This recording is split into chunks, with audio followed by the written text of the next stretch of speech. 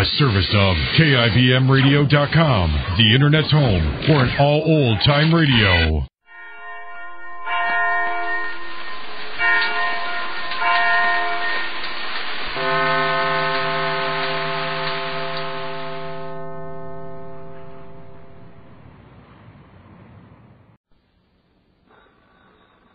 It's Duffy's Tavern, the Friday night transcribed feature on NBC's All-Star Festival of Comedy, Music, Mystery, and Drama. Brought to you by RCA Victor, world leader in radio, first in recorded music, first in television. By Chesterfield, the cigarette that has for you what every smoker wants. Mildness plus no unpleasant aftertaste. The cigarette that brings you Bing Crosby and Bob Hope. And by the makers of Anacin, for fast relief from pain of headache, neuritis, or neuralgia. And now, here we go, friends, to Duffy's Tavern with Bert Gordon as the Mad Russian, Hazel Sherman as Miss Duffy, our guest, Phil Baker, and starring Archie himself, Ed Gardner.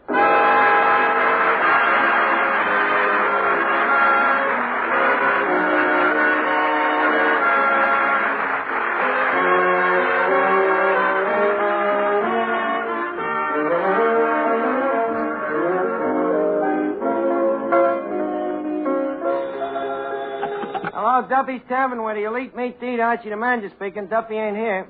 Oh, hello, Duffy. Tonight, Phil Baker from the $64 question. Take it or leave it.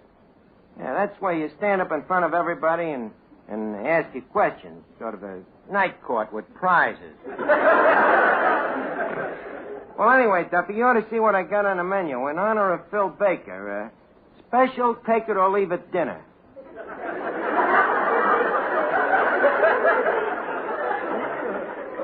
Well, so far, one guy took it and he left it. But it'll be nice to see Phil again, though. He's an old friend of mine. Huh? An old friend of yours coming down tonight, too? An accountant to check the books, huh? An accountant? What a light, kid, Duffy. My conscience is clean. So is the cash register.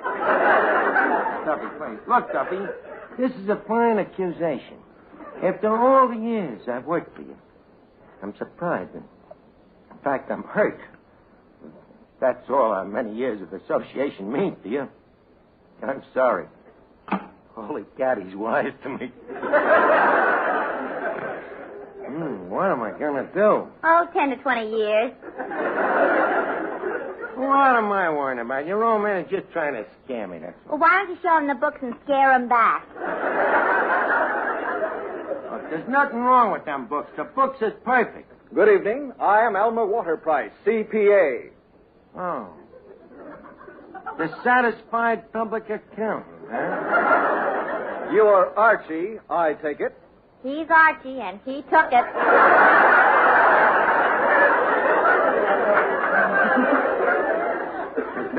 Look, well, make yourself to home, Mr. Waterprice. Here, let me take your hat and briefcase.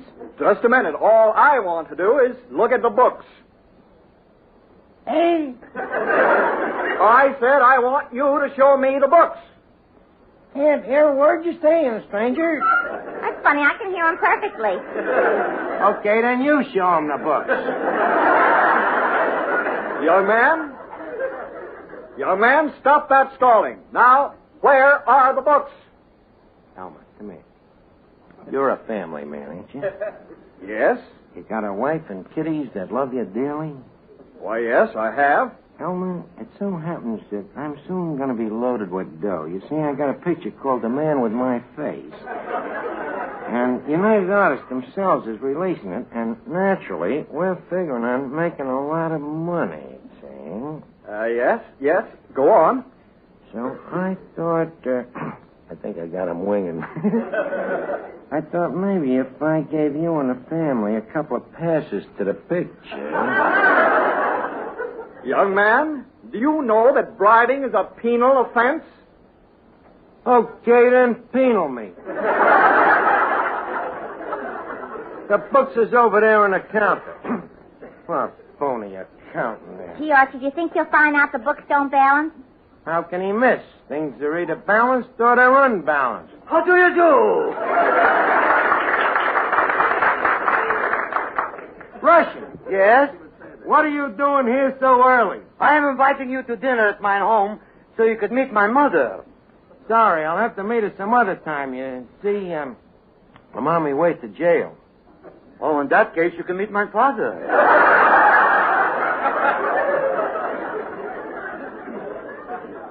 You mean to tell me that your father's in jail? Yes, they locked him up for something he didn't do. Well, what didn't he do? Wipe his fingerprints off the safe.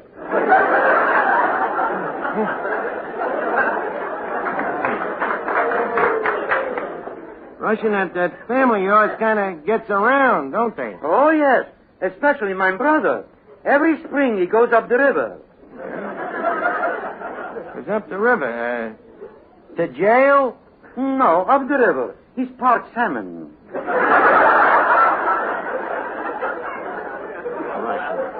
This is ridiculous. How could your brother be parked salmon? Mother was a Finn.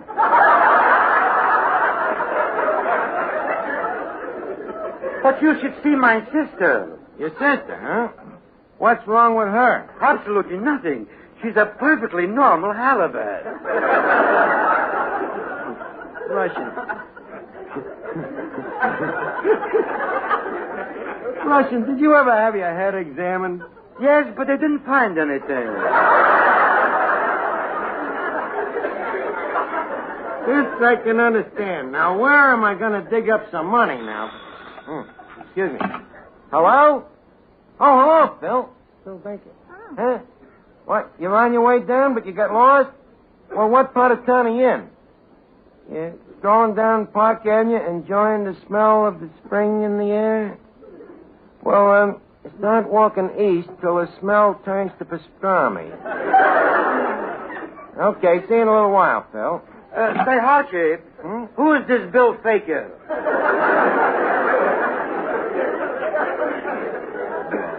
Russian. It's Phil Baker from Take It or Leave It, the guy that gives away the $64 every week.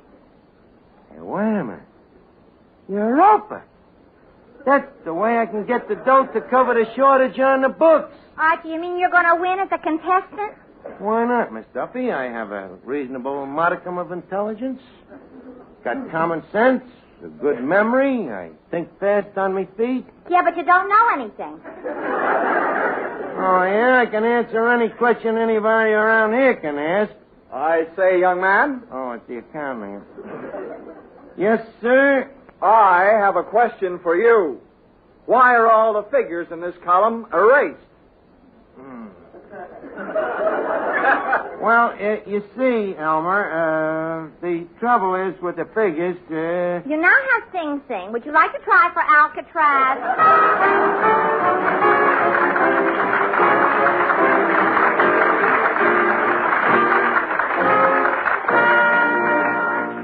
Now, here's a word from RCA Victor.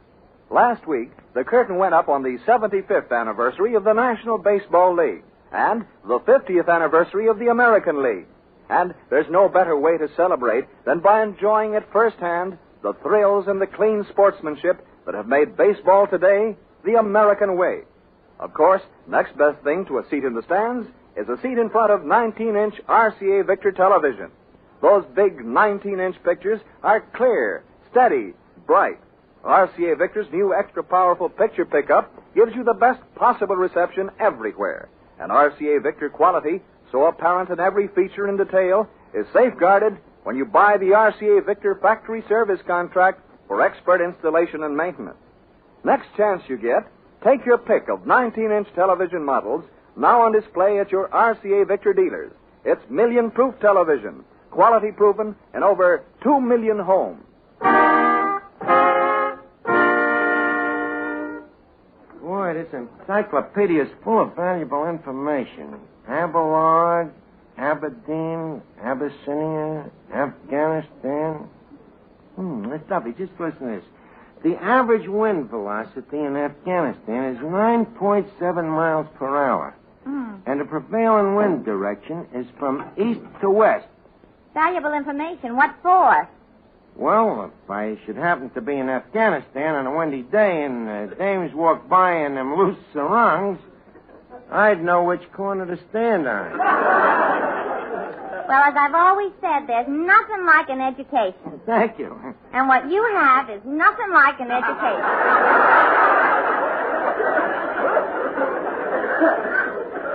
Oh, yeah, wise guy? Here, take the encyclopedia. Go ahead, ask me some questions. Okay. Oh, here's one you ought to know. What hit Sir Isaac Newton on the head? What is Mrs. Isaac Newton? You now have 0. Would you like to try for -1? Don't be so funny. I'll answer the next one twice to bring up the average. Now, go ahead. All right. What is the formula for hydrogen? That's simple. Half hydro and half gin. Go ahead, honey. Hit me with another. Okay, answer this one. What is the population of Madagascar? What year? 1912. What month? February. The population of Madagascar for February 1912 was 2,756,824. Holy cat, that's terrific. How'd you know? I don't. I'm bluffing, too. Why, it's Phil Baker!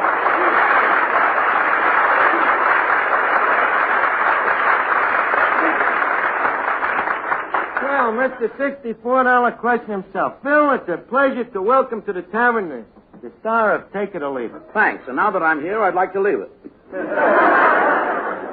Tell me, why? Because I can't take it.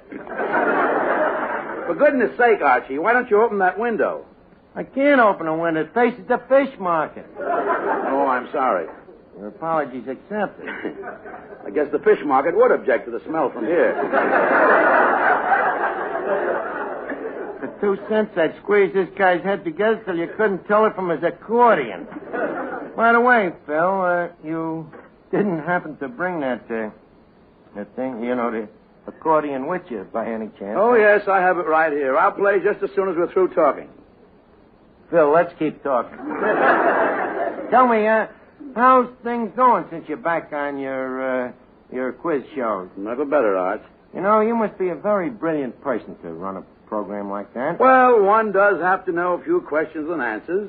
Where do you get the questions? I hold them in my left hand. And the answers? I hold them in my right hand. Then, as I understand it, your brilliance consists of rolling your eyes from left to right. Well, occasionally I ad-lib a bit. I blink. How daring of you, Phil. Well, if it isn't Phil Baker. Archie, what is this? What is this? No coaching from the audience, please. Phil, I'd like you to meet Miss Duffy. The question to a maiden's prayer. How do you do, Miss Duffy? I'm very happy to know you. $45098. I beg your pardon? Oh, well, you're always asking questions. I thought I'd give you the answer first. Oh, by the way, Mr. Baker, I have a TL for you. Really? What's the TL? My girlfriend, Tessie Lopchick. She thinks you're the funniest and cleverest comedian on the air. Oh, thank Miss Lopchick for me. Believe me, that's quite a compliment from a girl who can't even understand English. And now that we've met, Mr. Baker, I have a rather personal question I'd like to ask you. Yes? When you take out a girl and you bring your accordion along, which one do you squeeze first? Well, that depends on which one has the better build. In your case, Miss Duffy, the accordion. Now beat it. Say, Mr. Baker, may I interject an interjection? What? Alexander Graham Bell and 1942. What's that? 2 answers. You figure out the question.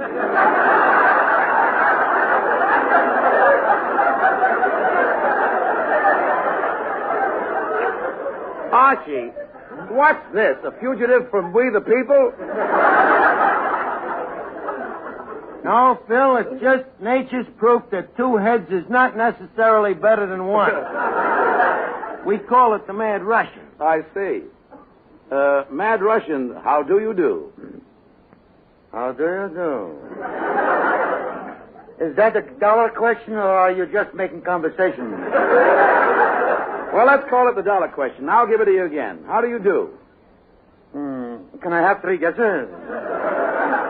All right. I give up. Russian, and why did you want 3 guesses? I don't give up so easy. Well, you'll have to excuse him. You see, when he was born, the doctor was nearsighted, and the Russian got slapped on the head.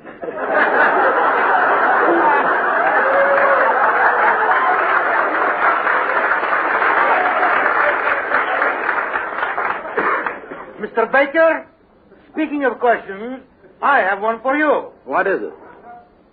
Name a city. Name a city, huh? Could you give me a hint? Try San Francisco.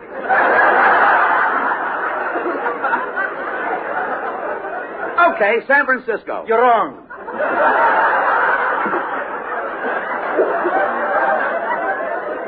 Absolutely wrong. It's Schenectady. Yes. Schenectady. Russian, that's amazing. You just spelled Schenectady. I did. Yeah. I thought I spelled San Francisco. Congratulations, Rustin. You have just won the jerk pot. Now, Archie, how about letting me play my accordion? Your accordion. Phil, do you have to play that stomach Steinway? It drowns everything out. A guy can't even think. Young man, I'm still going over the books, and there are certain shortages I'd like to have explained. Shortages. Phil, how would you like to thrill us with some nice accordion music? And make it good and loud.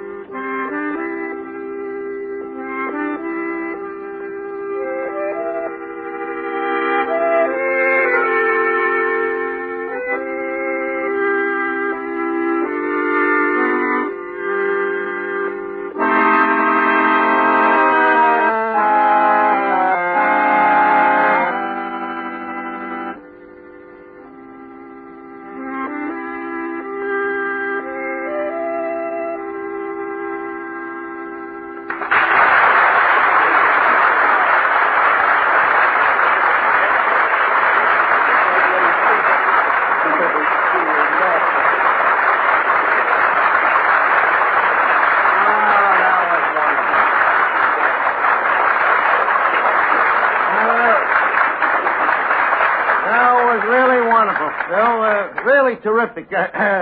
Quick, play some more.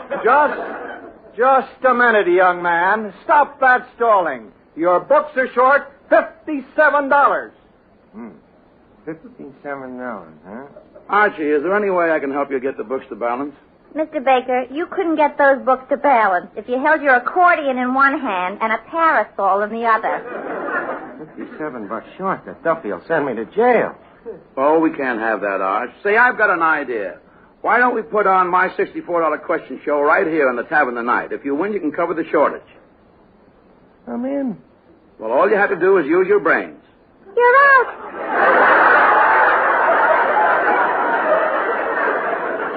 Oh, yeah? Give me that encyclopedia. Let me see now. Abelard, Aberdeen, Abyssinia.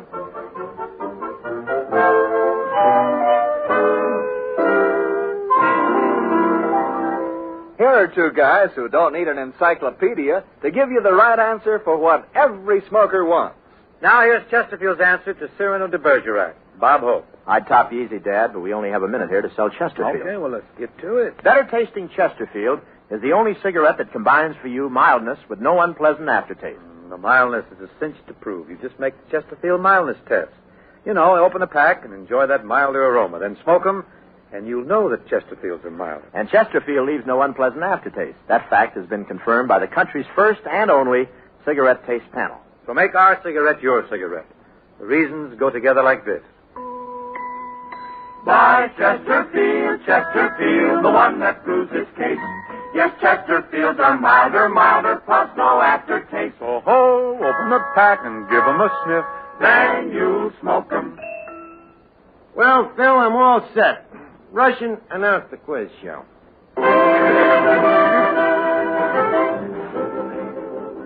Presenting Mr. Taking It or Leaving It, Phil Baker.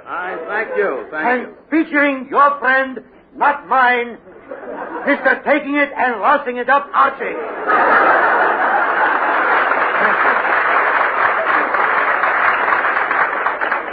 All right, Archie, you're our first contestant. Let's get started. Are you ready? Go ahead, me brain is frothing at the leash. Very well. Select the category. Select the category. Right away he starts with a trick question. Oh, no. I mean, choose a subject. Oh, that? Well, what subjects have you got? Well, let's see what we have on the board. Now, there's ancient Aztec ceramics, early Buddhist poetry, medieval Slavic etymology.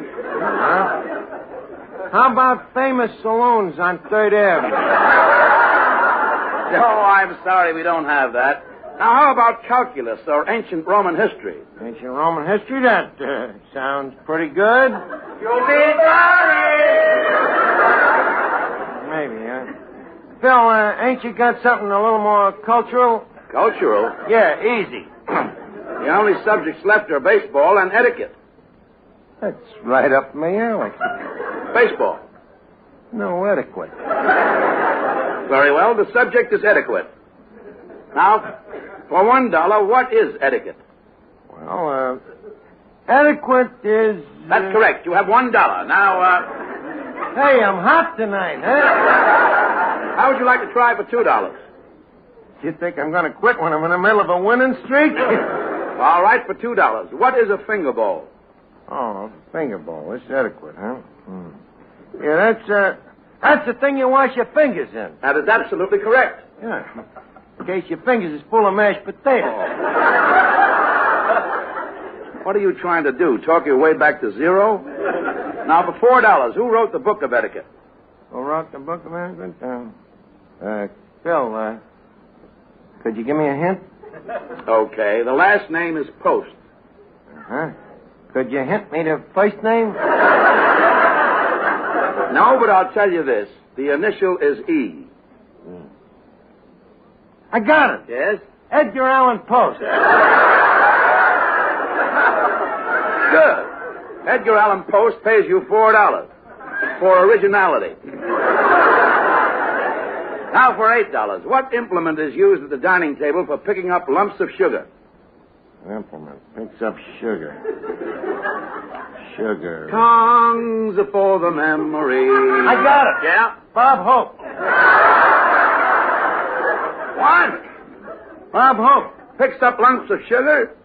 It ain't hay, brother. It ain't right either. I'll give you one more chance. Let me see. An implement to pick up sugar. Coaching from the audience, please. Miss Duffy, please, get back to work and stop waving them sugar tongues. That's the answer. What? What you just said. Get back to work? No. Stop waving? No. The sugar tongues? Yes. Amazing how some people have trouble with these quizzes. Phil, hit me with a $16 question. All right, Archie. Tell me, what is the largest city in Italy? Largest city in... Wait a minute. What's that question got to do with etiquette? Well, what have your answers got to do with the question? Go ahead. What is the largest city in Italy? I see, the largest city in Italy. Italy, huh? Oh, give me a home where the buffalo roam. I got it. What is it? Buffalo.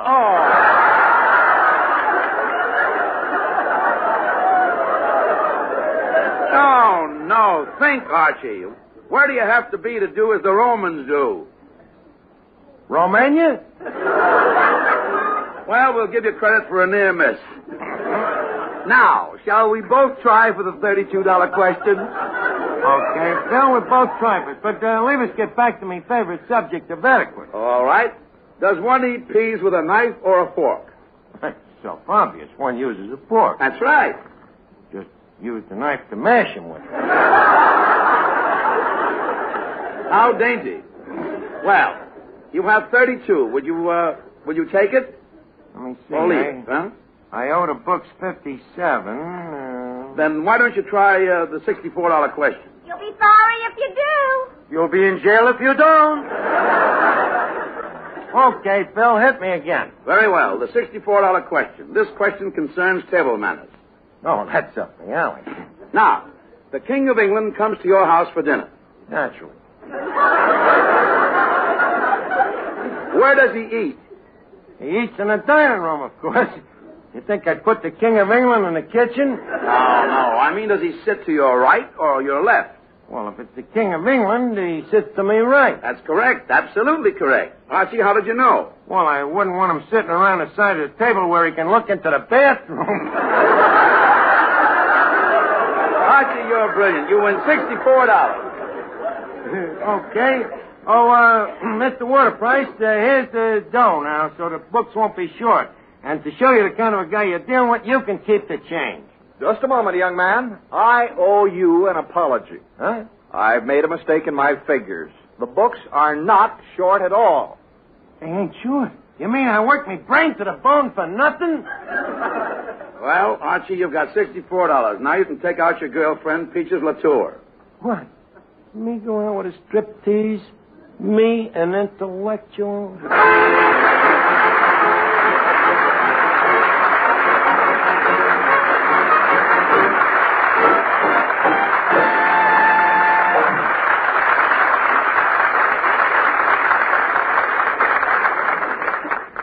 When we ask you to try Anacin for the relief of pain due to a headache, neuritis, or neuralgia, we're not asking you to try a new or unproved method.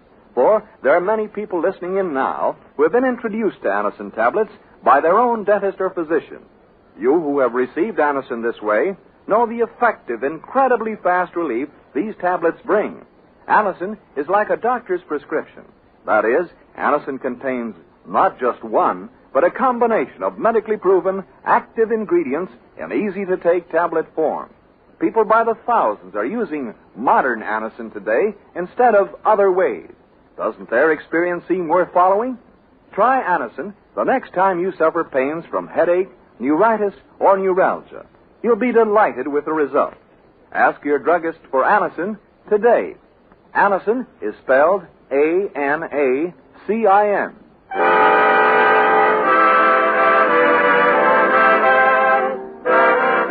Listen again next week, friends, to Duffy's Tavern, the Friday night transcribed feature on NBC's All-Star Festival of Comedy, Music, Mystery, and Drama. Brought to you by RCA Victor, world leader in radio, first in recorded music, first in television. By Chesterfield, the cigarette that has for you what every smoker wants. Mildness, plus no unpleasant aftertaste. And by Anacin for fast relief from pain of headache, neuritis, or neuralgia. Listen tomorrow evening for The Man Called X, starring Herbert Marshall, the Saturday night feature of the All-Star Festival.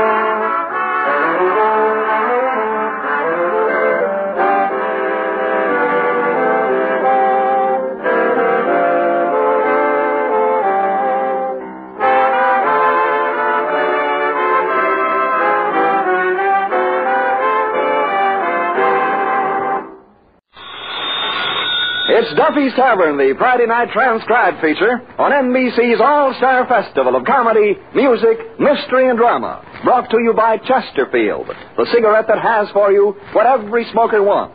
Mildness plus no unpleasant aftertaste. The cigarette that brings you Bing Crosby and Bob Hope. By the makers of Anacin, for fast relief from pain of headache, neuritis, or neuralgia. And by RCA Victor, world leader in radio, first in recorded music, first in television. And now, here we go, friends, to Duffy's Tavern, with Bert Gordon as the Mad Russian, Hazel Sherman as Miss Duffy, our guest, Bobby Capot, and starring Archie himself, Ed Gardner.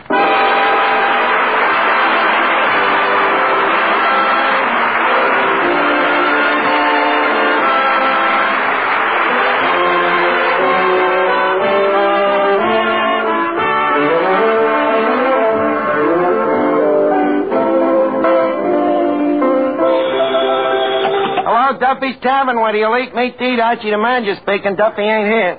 Oh, hello, Duffy. Nice day today, huh? What's nice about it?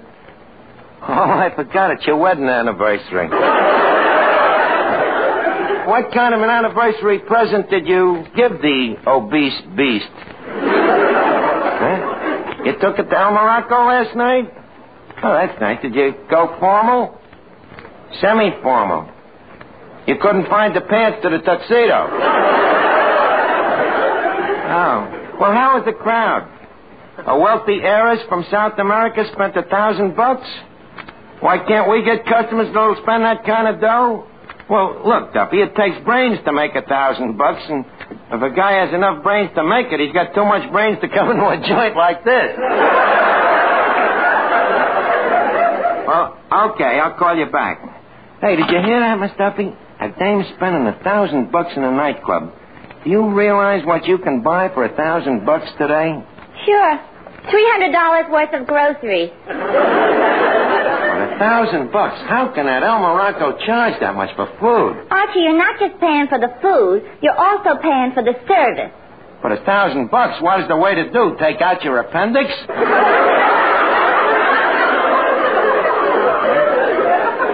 Not according to Walter Winchell's column. What do you mean? Look here. It says here, biggest spender of the week is the South American gold mine heiress, Senorita Carmen Cabana. The glamorous Senorita has dropped over $10,000 in Broadway hotspots. Holy cat, 10,000 grand. Yeah, the Cabana millions were originally made in Bolivia when the Senorita struck a mother lode. Dame sounds like a real crumb. Striking a mother when she was loaded. No, maybe it'd be better if we kept her out of here, Miss Duffy. I hate to touch money like that. It's evil-gotten gain. It says Senorita Cabana is stopping at the plaza. On second thought, maybe we ought to take some of that wayward money and give it a good home. Excuse me a minute. Hello, Hotel Plaza? Do you have a cabana there?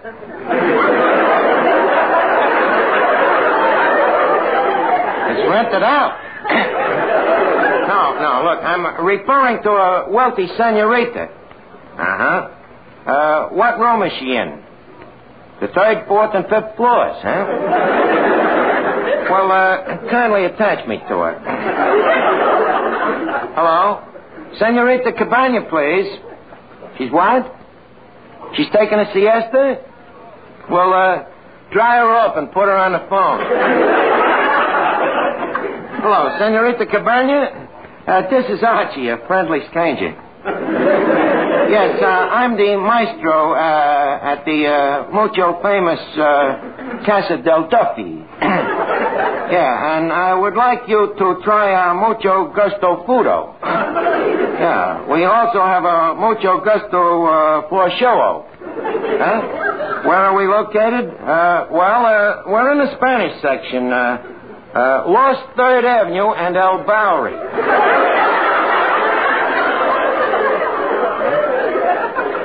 You'll come over tonight, huh? Okay. All right. Well, she's coming over. Now, let's see. What would put her in a spending mood? Miss Duffy, what do you think would appeal to a Latin senorita? A Latin senor. That's an idea. Yeah, now where could we find a gigolo, you know? A romantic, dashing Latin type. How do you do?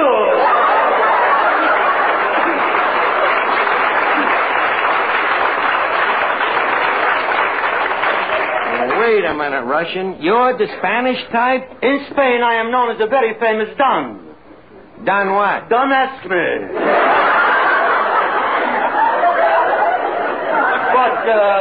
But if you should ask me, I am better known as the famous bullfighter El Sticadoro. You were a bullfighter? Most dubiously. That's pretty hard for me to believe. It's not easy for me either.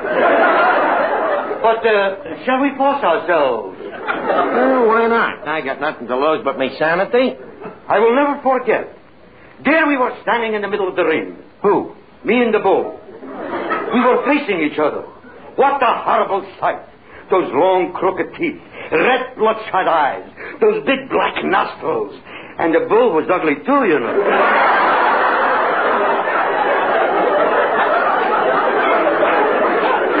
Got me all agog. Now tell me, what happened? To show my utter contempt, I am turning my back and leaning over to tie my shoelace. The bull starts towards me. Suddenly, high up in the stands, I recognize an old familiar face. Really? Who was it? It is me. Now, come on, Russian. Leave us get back in the ring. Don't push me.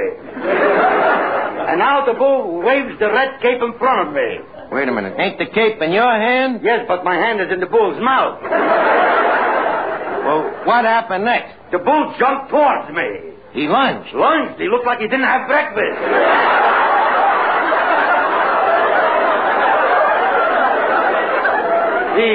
He was ferocious. Well, tell me, was you frightened? Not for long. About 2 years. Well, what happened after that? The bull charged. Time to pull out my sword. The bull snorted. Time to pick up my bugle. Why did you pick up your bugle? Time to blow.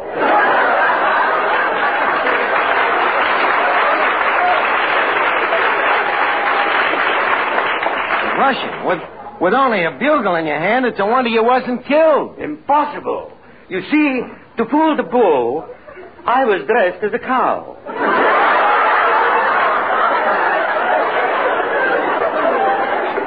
And when the bull came close to me, I whispered, moo. Moo. So we've been going steady for the last 6 years.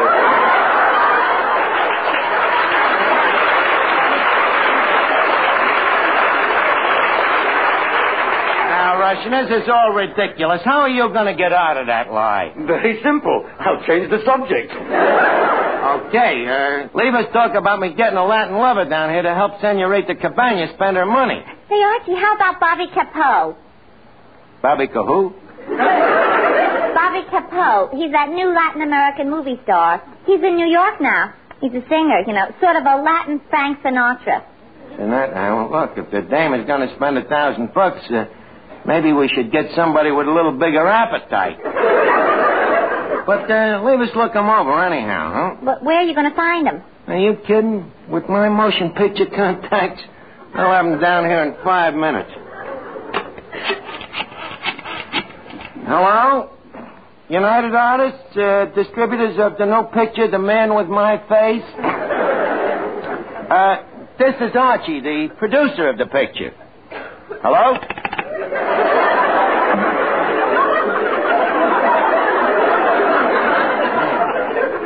Professional jealousy. Try him again. Hello? United Artists? Let me talk to L.B. Who's L.B.? Who knows? There's one in every studio. Hello, L.B.? Listen, I want you to locate Bobby Capot at the Calderon studio and send him down to Duffy's Tavern right away. I should drop dead. Listen, L.B., do you know who this is you're talking to? This is R.G. You'll send him over right away, huh? Okay, L.B.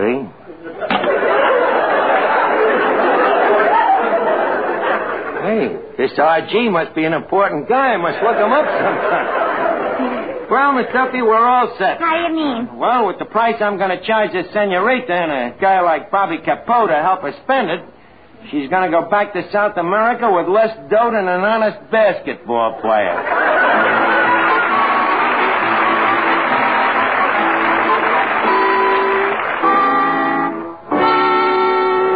While Archie is giving his Latin touch to the tavern, let's listen to a couple of smart cucarachas from Hollywood and Vine. Bob, do you realize we only have one thing in common? Hardly enough for a happy marriage, is it? What's that, Bing? Chesterfields, of course. We both like them, we both sell them. And we'd better get to selling them now. You know, folks, better tasting Chesterfield is the only cigarette that combines for you mildness with no unpleasant aftertaste. How do you know they're mild? Well, you just make our mildness test. You buy them, open them up, and enjoy that milder aroma. Then smoke a Chesterfield. You'll know it's milder because it smokes milder. And Chesterfield leaves no unpleasant aftertaste. That fact has been confirmed by the country's first and only cigarette taste panel. So, always buy Chesterfield. Let's sum it up musically. Buy Chesterfield, Chesterfield, the one that proves its case. Yes, Chesterfields are milder, plus no aftertaste. Oh, ho, open the pack and give 'em a sniff. Then you smoke 'em. Well, look over the place, Miss Duffy. I think I've South Americaned it up quite a bit. Tell me, does the joint look Latin to you? As Latin as Patty's pig. Thank you. Maybe I'd better Spanish it up some more. Well, let's see. Instead of them pig's feet, we can serve cucarachas under glass. And we could give the moose head a close shave so it'll look like a Mexican hairless. And we'll change that sign on that door there to hombres,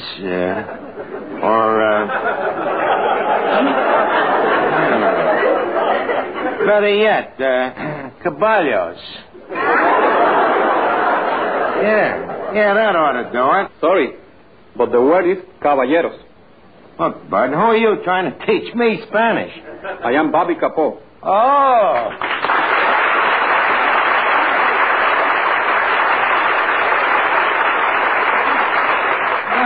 Welcome to Duffy, Senorita Capot. May I bid usted buenas noches to our holy hacienda? Oh, muchas gracias, señor Archie. I love that Spanish talk. Tell me, muchacho, Plaza la Hata, la Gacha la Master? Prosta la hotza, la gusta la mozza? This guy's as phony as I am. Look, kid, you ain't kidding me. That language you're talking, that ain't Spanish. That makes us even. What do you mean? What you are talking, it ain't English.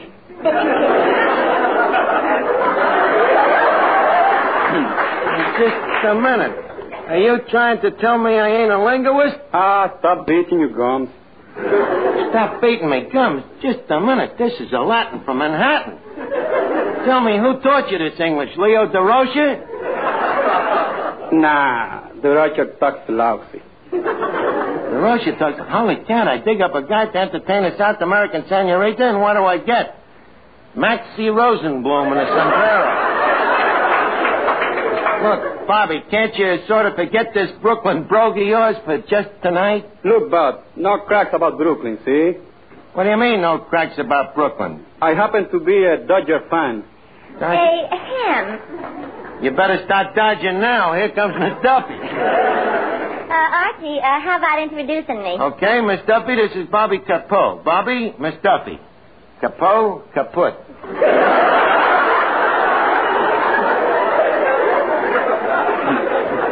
Well, how do you do, Signo Capot? Señorita, mucho gusto de conocerle.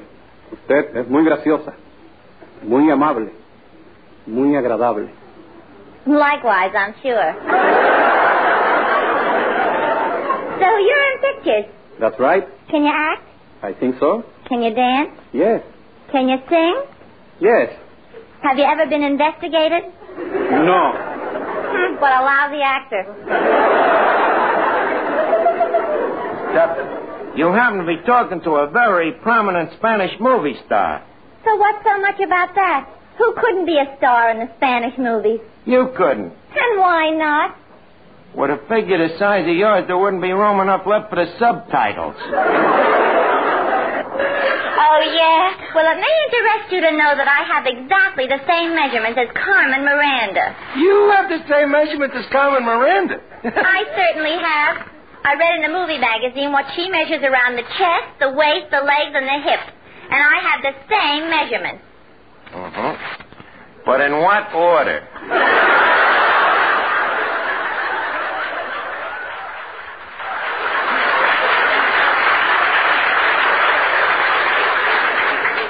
Please, scram, Miss Duffy. Archie, what's wrong with her? Oh, nothing that Freud couldn't explain in a footnote. Now, look, Bobby, you see, there's a rich South American dame coming down here tonight, and we're trying to run up a big check on her, see? So I'm counting on you to use some of that South American sex appeal on her. Okay, chum. Gotcha. Good. Then there's another thing, the way you talk. That, that taxicab Castilian.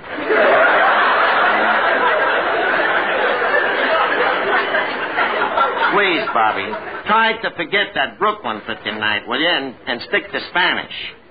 Okay. How is this? Muchachos, vamos a batear duro que tenemos que ganar el campeonato este año. Well, that's great, Bobby. By the way, what does it mean? Get in there and fight, you bums. Get in there and fight, you bum. Oh, no.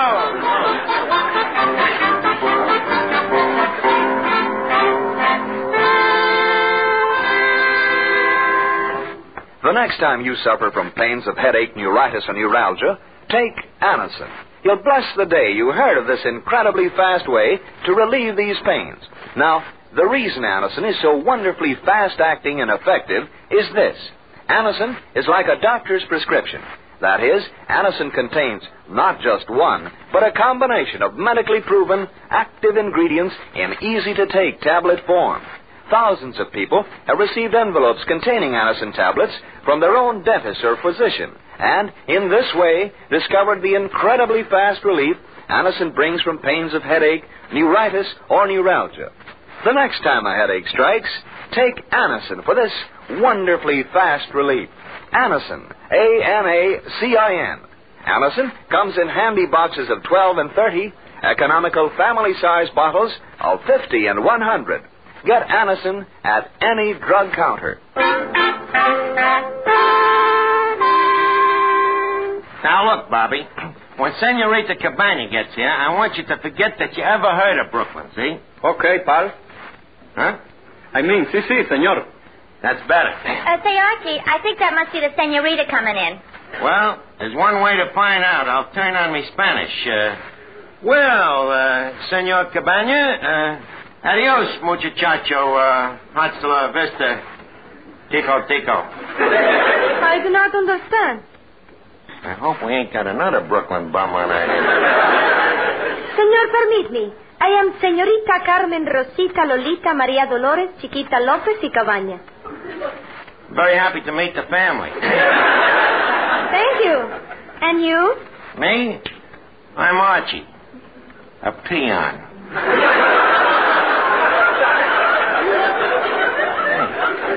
Let me look you over. Senorita, I read that you had Besame, but I didn't know you had so much mucho. I don't understand. Well, what I mean is that dress you're wearing. What about it? Shouldn't wear it so tight. It's bad for the blood pressure. Whose? Mine.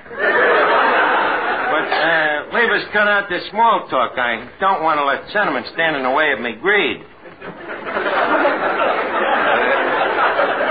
Tell me, Senorita, how much quanta cost your bill at the El Morocco last mañana? $1,100. I think we can meet the price.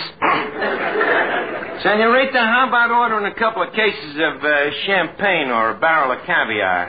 No, senor. I do not spend one single peso until I see your South American floor show.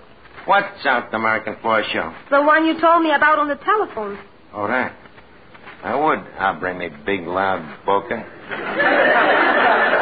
Okay, senorita, the floor show's about to begin. Maestro, el fanfare, por favor. Dankeschön. Buenas noches, senores and señoras. Welcome to Casa del Duffy. A funny thing she happened to me on the way to the Pampas tonight. I met a couple of senoritas, Polly and Molly. Polly, she don't like me, but Molly, she liked me. So, I am cold to Polly, but hot to Molly.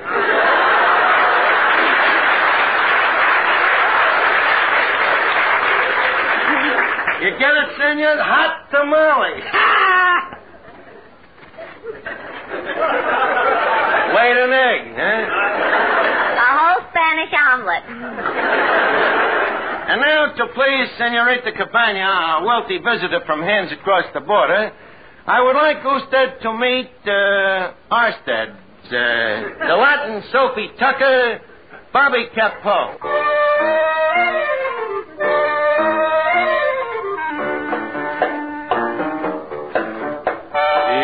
Te ha dado la gracia del cielo, María Dolores, y en tus ojos en vez de mirar hay rayos de sol. Déjame que te cante, morena de mis amores, un bolero que ensalce tu garbo que es tan español.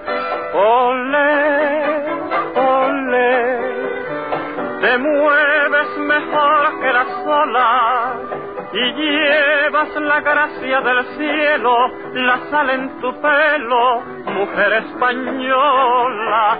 Olé, olé, tus ojos son tan pintureros que cuando los miro de cerca, perdido en su embrujo, soy tu prisionero. Olé, olé, envidia te tienen las flores que lleva su esencia en tu entraña del aire de España, María Dolores. Olé, olé, por linda y graciosa te quiero, y en vez de decirte un piropo, María Dolores, te canto un bolero. Olé, olé, she moves like a breeze through the willow, her smile sets the stars in collision, the moon is her pillow, María Dolores. Olé, olé, my dreams is just one of those stories, but rather than call it mañana, let's sing my Dolores, el bolero de España. Olé,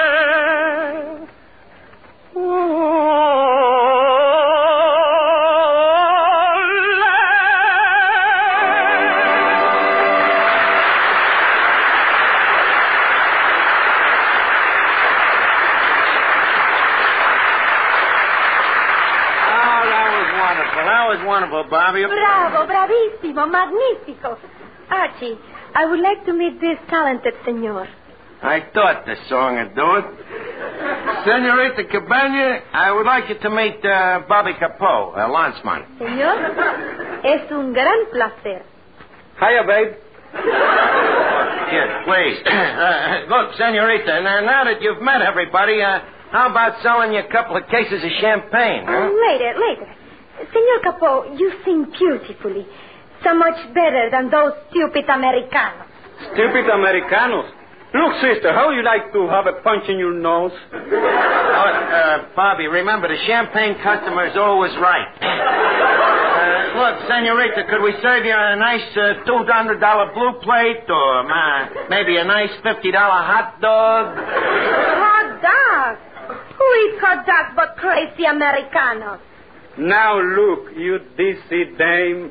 Bobby, no, the senorita's correct. In fact, I myself would no more think of eating a hot dog than I would to slap Eva Perón over the head with a wet transit.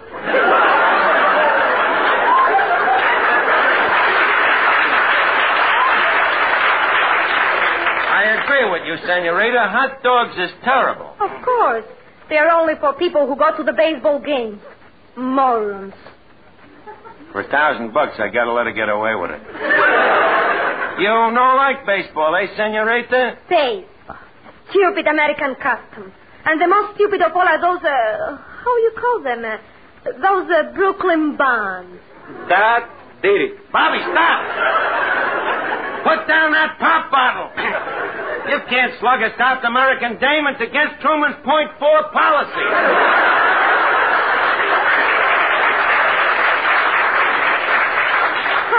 I have been insulted and you're all phony face. I go. Adios. Wait a minute. Senorita, before you go, how about that case of champagne?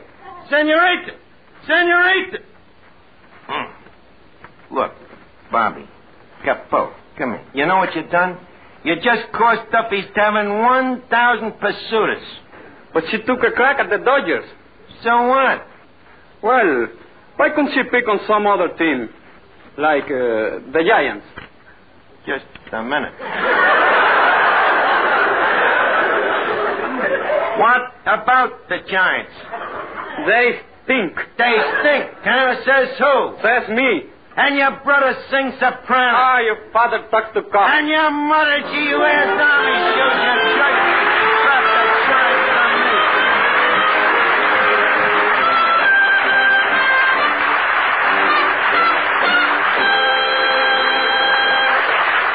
Well, folks, tonight we close the tavern for the summer, but we'll be looking for you again in the fall. And before we say adios muchos, or whatever it is they say in radio circles, I would like to thank some of the gang that worked behind the scenes in the tavern. Our producer, Jack Cleary, and my writers, Larry Ryan and Al Johansson, the engineer, Dud Conley, and Mrs. Ed Gardner, who starts the applause.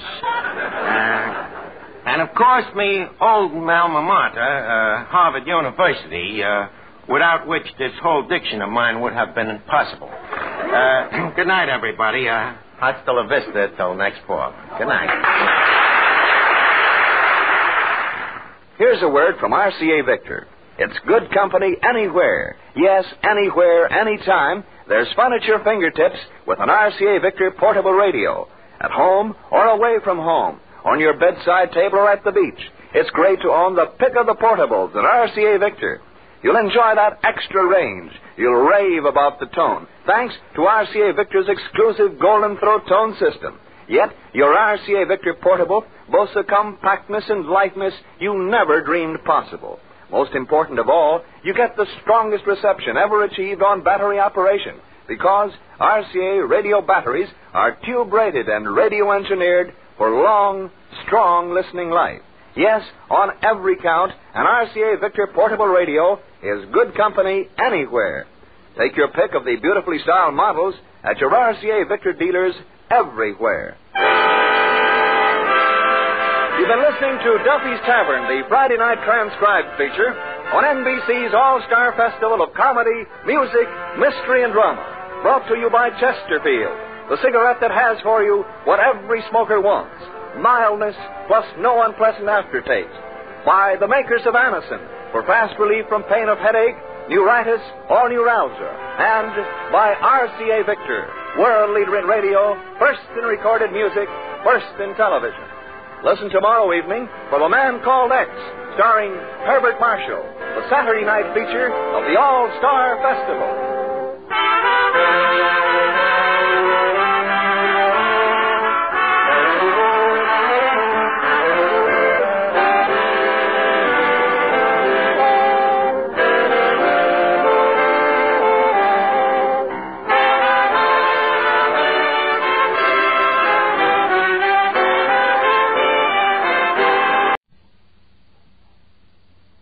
In just a moment, we swing open the doors to Duffy's Tavern and welcome back Ed Archie Gardner.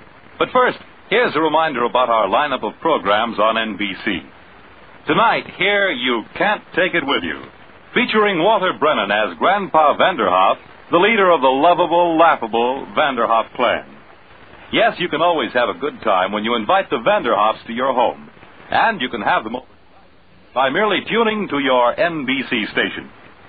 Also this evening, there's High Adventure with screen actor Frank Lovejoy on Night Beat. Night Beat is the pulse-quickening action drama that brings you the story of ace newspaperman Randy Stone, the story of the high adventure of front-page news reporting.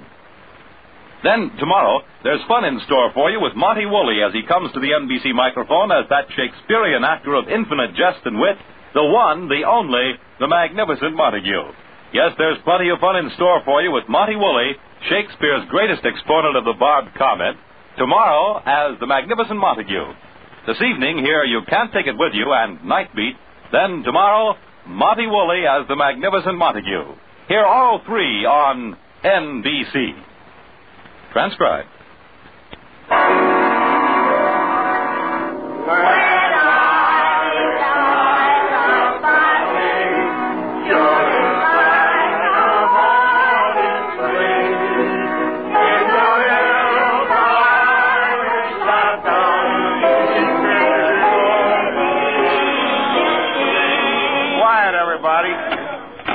Hello, Duffy's Tavern, where the elite meet to eat. Famous movie producer Cecil B. DiArchie speaking. Oh, hello, Duffy. You heard me, movie producer. Well, you know, I made that picture, The Man with My Face, and then this summer I went to Europe. Huh? No, I didn't have to leave the country. In fact, some of the newspaper critics was nice enough to say that the picture was the year's greatest fiasco. And speaking of critics, Duffy, guess who's coming to dinner here tonight? Only Luella Parsons, Walter Winchell, Ed Sullivan, Hedda Hopper, Erskine Johnson, Earl Wilson, Dorothy Kilgallen, Herbie the Midget. Yes, Herbie criticizes newsreels for Reader's Digest. Well, they're all coming down here tonight to condole me on me success. And, Duffy, I'm going to give them a meal fit to choke a horse. Which reminds me, how is Mrs. Duffy? Well, how was the vacation? Fishing, swimming, boating, good food. Sounds wonderful, Duffy. Well, maybe next year she'll take you along. Okay, I'll call you back. Say, Fats. Yes? Fats, have you got a copy of today's paper? Yes, sir, right here. I wonder what Hedda Hopper has to say about me today. Let's see here. Oh, yeah, here it is. What beautiful blonde Hollywood film star is that way about what handsome movie producer? The 6th time she's mentioned me this week. Gee, she mentioned me, too. What do you mean?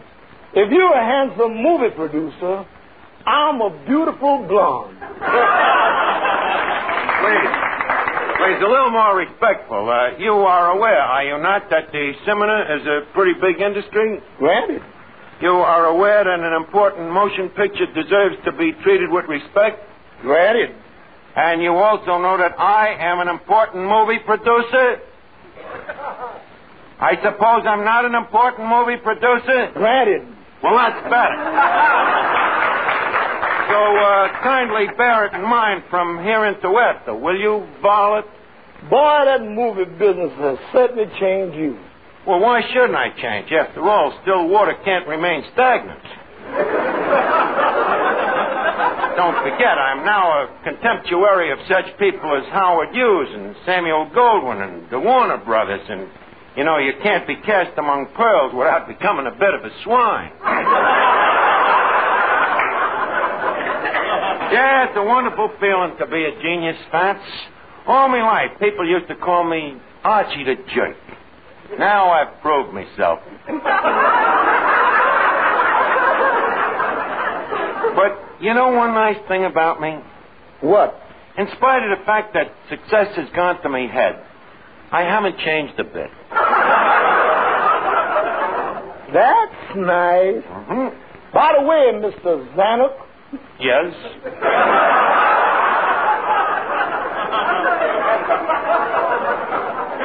Duffy says not to forget to put out the garbage.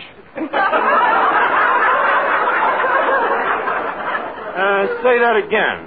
Put out the garbage. Put out the garbage. There's a certain lilt to that phrase. Might make a wonderful title for me next vehicle. Fats, play me a little mood music while I think of a plot to go with it. I got just the thing. Good. I want you to come along with me. Down the Mississippi, I said the Mississippi. We'll take a boat to the land of dreams. Steam down the river, down the river. A bear will be there to meet us. And our old friends will greet us with some fried chicken. Heaven on earth, that must be Basin Street. Must be. Basin Street is the street where the elite always meet. In New Orleans, our land of dreams, you never know how nice it seems, just how much it really means. I'm glad to be at Surrey, where welcome's free and dear to me, where I can my Basin Street blues.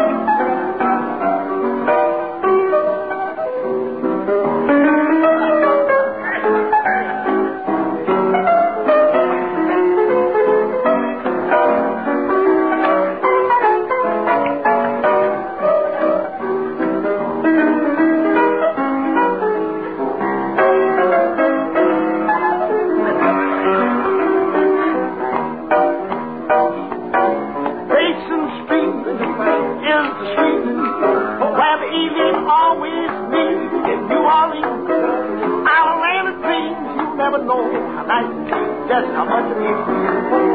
I'm glad to be yesterday where welcome me. And it's me where I can do my Basin Street blues.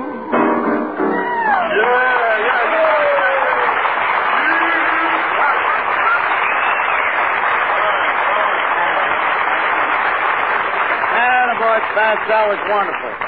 Now, we better get the joint ready. Any minute now, one of them newspaper critics might walk in. Oh, hello, Finnegan. Hey, my, you smell pretty. Oh, thanks, Arch. I've been using me sister's shaving cream. You mean to tell me that your sister shaves? Well, certainly she has to. If she ever let her mustache grow, we couldn't tell her from me mother. Hey, Arch, guess what? I just went to see that movie of yours. Oh, well. Well, flatter me and get it over with. Well, Arch, I sure got me money's worth. You did, huh? Yeah, I sneaked in.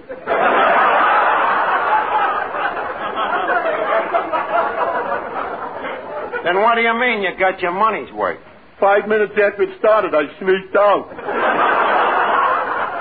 Well, tell me, what didn't you like about it? It was too long.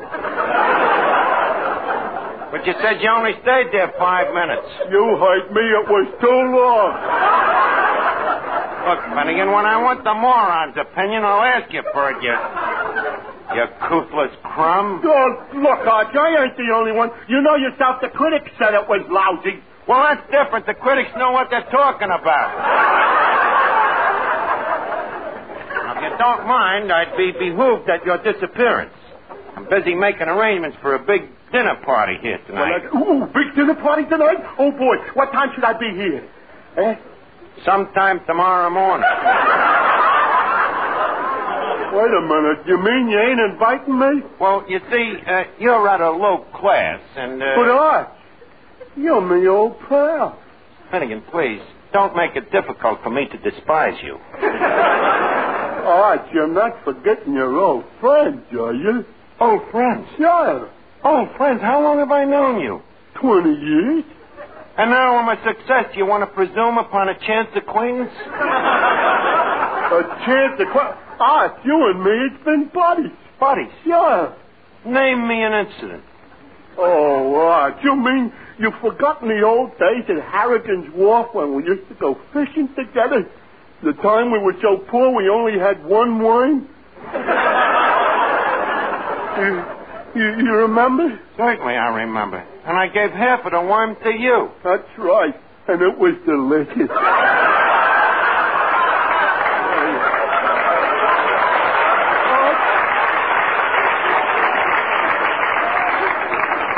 Believe me, I never thought I'd live to see the day when your old friends wasn't good enough for you. Please, you got me wrong, Finnegan. Me old friends is every bit as good as they ever was. It's only that now I'm better. Now, please, the interview is at an end. Oh, Archie. Oh, yes, Miss Duffy. There's a man over there claims he saw a mouse in his soup. Complaining, huh? This is what comes of serving clear soup. Well, what do I do about it? What do you do about it? Do like everybody else does. Blame it on Dean Atchis. I guess the customer's real sore, huh? Well, from the way he was frothing at the mouth, I don't think he wants a second helping. Oh, if he's that finicky, give him back his nickel. And, by the way... Yeah? Take the broth back to the kitchen. Strain it, of course. Incidentally, I'm glad to see you back from your summer hiatus. My high water? You never did have a high water. Talking about your vacation, did you manage to get anything on the third finger of your left hand besides the sunburn?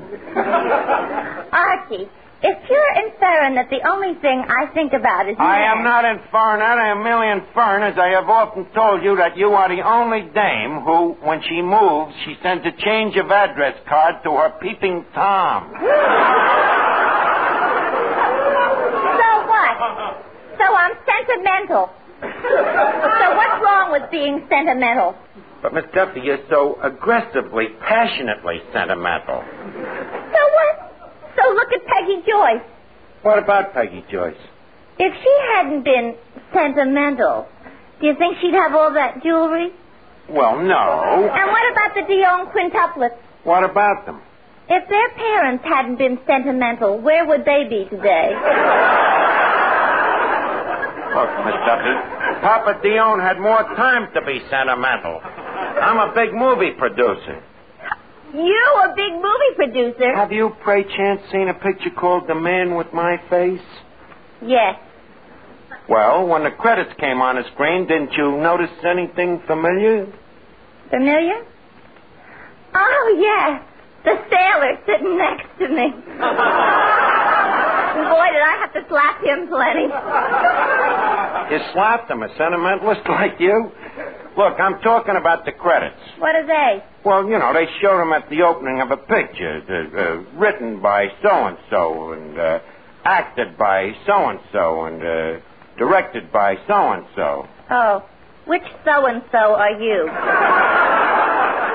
The producer, the big so-and-so.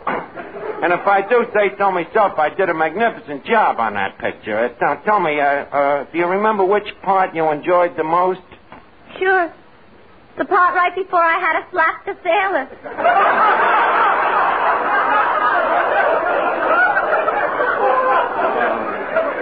This is the trouble with pictures, the inferior minds we have to cater to. 12 years old.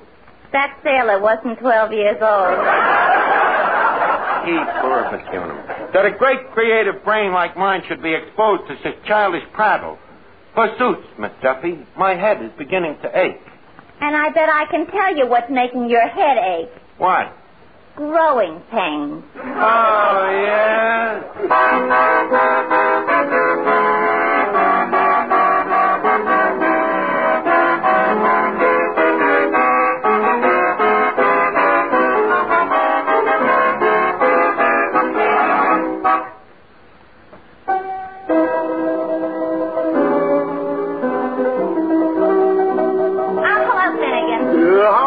Duffy, my, but you're all dressed up.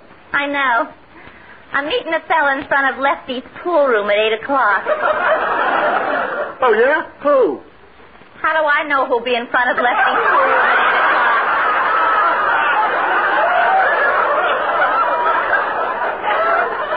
8 o'clock? Say, where's the swell head? Oh, he's getting dinner ready for them big shot newspaper friends of his. Friends of his? Why, he couldn't get his name in Luella Parsons' column if he shot Hedda Hopper. Very funny. Now, will you guys stop standing around, Finnegan? I thought I told you to go in the kitchen and stuff the olives. So I did stop them, Mike, but after the second bottle, I lost my appetite. You don't mean you had all the olives? Well, it's a lucky thing we still got a few radishes. Or have we? Let 'em eat celery. Which reminds me, Fats, do you find we got enough good silverware? The best in town. Knives from the Waldorfs, spoons from the Astor. I wonder where this fork came from. Let me see. Fork must be from Lindy's. It tastes from herring. Now, let's see. What's this? It's anchovy paste. Anchovy paste? Yeah, I wonder what that's for. Probably for killing anchovies. Oh, well, then get busy and sprinkle it around. Now, leave us make a final check here. Fats, answer the phone, huh? Why don't you answer if you're standing right next to it? Fats, please. In movie producer circles, nobody who is anybody answers the phone as long as there is anybody who is nobody around to do it. Hello, United Archie Productions. Fats the nobody speaking. It's for you, Mr. Archie. Well, heavens to Betsy, man. Get the name. Get the name. Might I ask who's calling, sir? Thank you. It's a Mr. Duffy, and he also gave me a name for you. Was he smiling when he said it? When you say that name, you gotta smile. Hello, Duffy. Huh? Well, of course the press party's still on. Duffy, stop worrying, will you? I guarantee if them newspaper columnists don't show up, I'll pay for the dinner out of my own pocket. Well, certainly. Walter Winchell would sooner cut off his right hand than disappoint me. Okay. Archie, look at this paper. Guess who went to Miami this morning? Who? Lefty Winchell.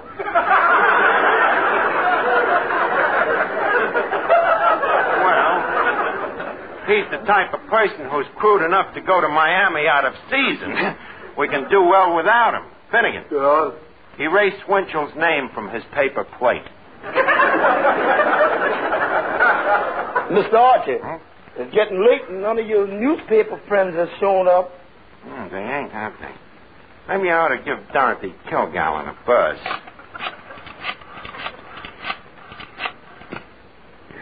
Hello? Oh, hello, honey. How's things? Huh? Of course I do, baby. Well, certainly I missed you.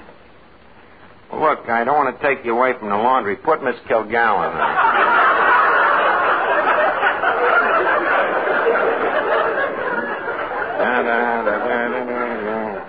Hello? Oh, hello, Dorothy. This is Archie.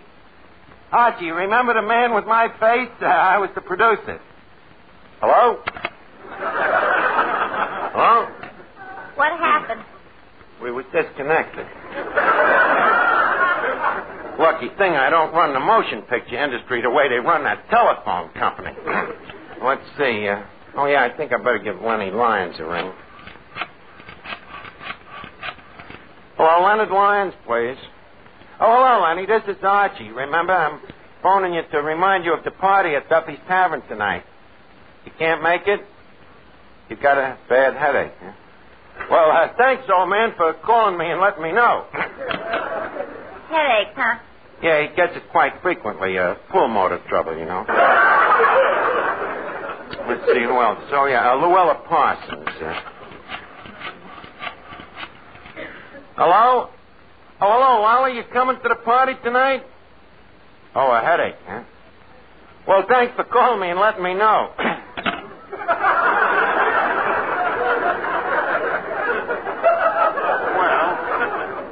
Another headache? Yeah, must be an epidermis. Yes.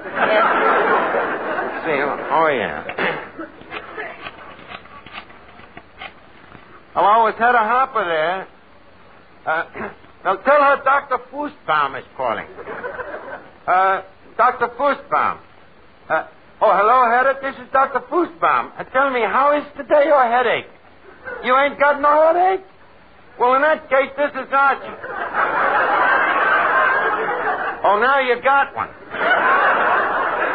Look, Hattie, you don't have to beat around the bush. If you think the picture stinks, why don't you just tell me? Well, that's better. At least she has a valid reason for not coming. Well, Mr. Archie, look like your big shot friends has let you down. Yeah. You know, I wouldn't have believed it, Fats, after all I've done for them columnists. Like the time I gave that Winchell a tip that Clancy the cop was that way again. What way? Drunk. And the time I gave Earl Wilson a tip on Dagmar on television. What tip? I told him someday she'd be as big as Faye Emerson. Now I asked them for a favor, they turn the other cheek on me. Well, I'm going to give them 5 more minutes. If they don't show up by then, they're in for reprisals. What do you mean?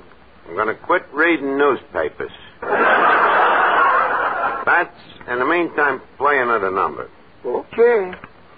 No one to walk with, I'm by myself. No one to talk with, but I'm happy. Oh, shucks, misbehaving. I'm saving my love for you. I know for certain the one I love. I'm through with frightened at you that I'm thinking of you, misbehaving, saving my love for you.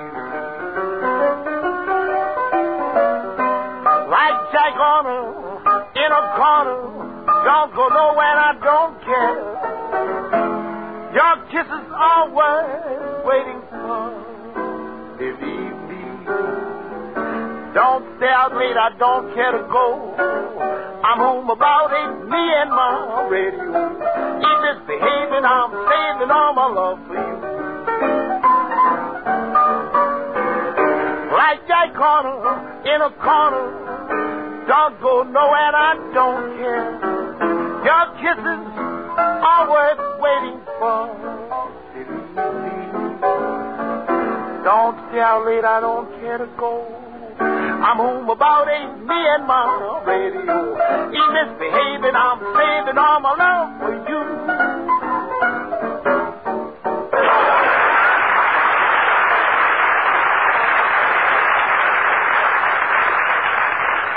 Well, tell me, are you still going to have that big dinner? Well, certainly I'm going to have the dinner. If I don't have it with me guests, I'll have it al fresco. Alone.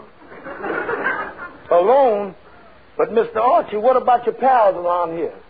Me, a famous movie producer, eat with used bums?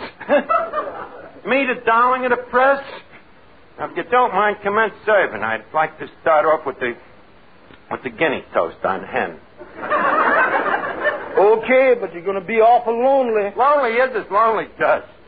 Now, just see that there's only one chair at the table, and that chair is for me. Okay, here's your chair. Thank you, Boer. Wouldn't have believed them newspaper guys could do this to a sweet guy like me. Oh, my, what a gay party.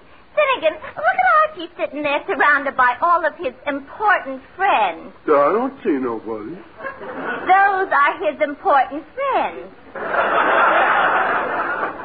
Look, Miss Duffy, this ain't funny. Fats, the next course, please. The laminated herring. And, please, leave me have a couple of caviars on the side. Oh, and be careful, Fats, that you don't spill the caviar on Hedda Hopper's dress. By the way, Hedda, that's a beautiful gown you're wearing. Just as delicate as a spider web. Wherever did you buy it? I didn't buy it no place. I have my own spider.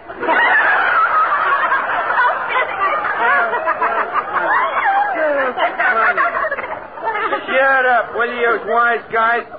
You're all just jealous because the only people you can get to snub you is a bunch of nobodies. And another thing, Fats. Yes, sir? There's something wrong with these caviars. What's wrong with them? They got a fishy taste. Now, I want you to replace them. Mr. Archie. Huh? It ain't the caviar. Then what is it? Just the fact that you ain't used to caviar. Isn't the wit? Listen, how would you like to have some of the stuff on that table over there? Pig's feet and sauerkraut there. Who's it for, Fats? Well, it was for a party we had fixed up for the homecoming of a friend of ours. Who? Oh, a certain fella, but he couldn't get here. because his head got too big to come through the door. That's it. This guy with the big head, is there anybody I know? Yeah, you know him. Of course, you don't know him as well as we know him. I think I know who you mean. I got some news for you, Pat. That guy you picked the pig's knuckles and sauerkraut for, he just got his head through the door. You mean you whom again? Yep, Pat. Archie, the stuck-up movie producer, is no more.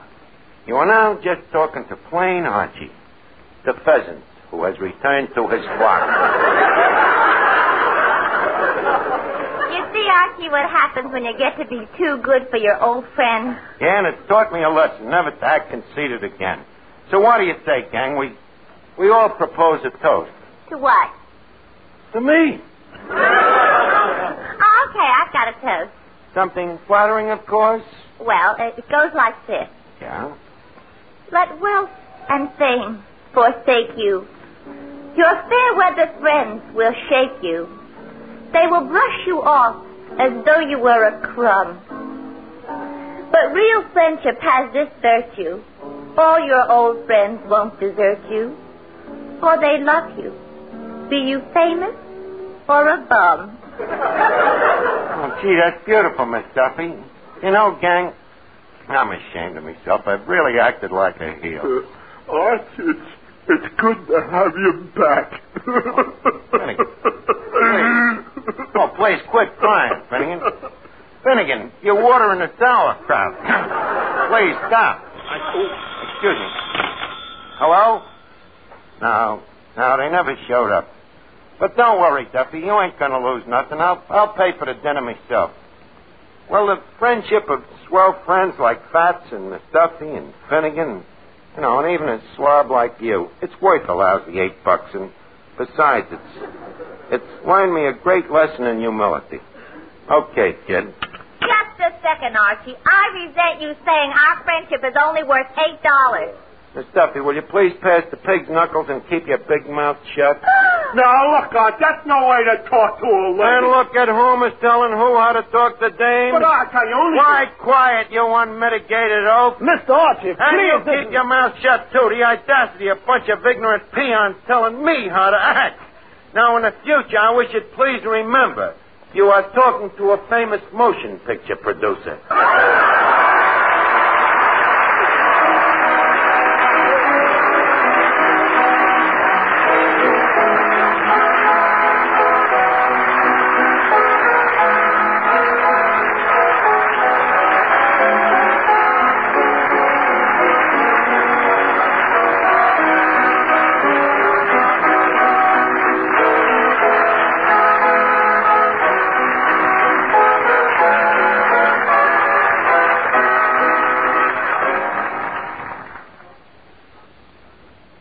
Listen in again next week, friends, to Duffy's Tavern.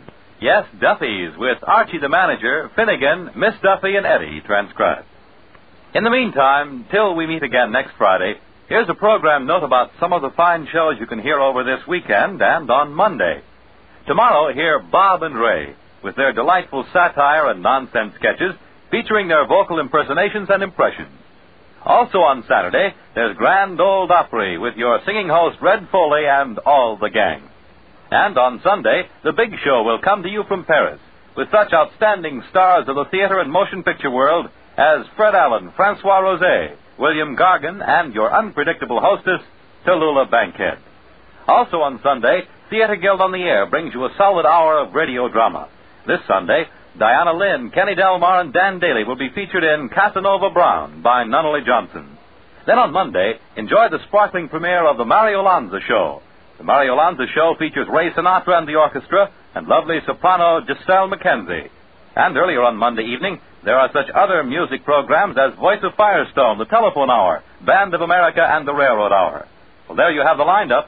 Saturday means Bob and Ray and Grand Ole Opry, Sunday, Theater Guild on the Air, and Sunday, the big show for people in the know.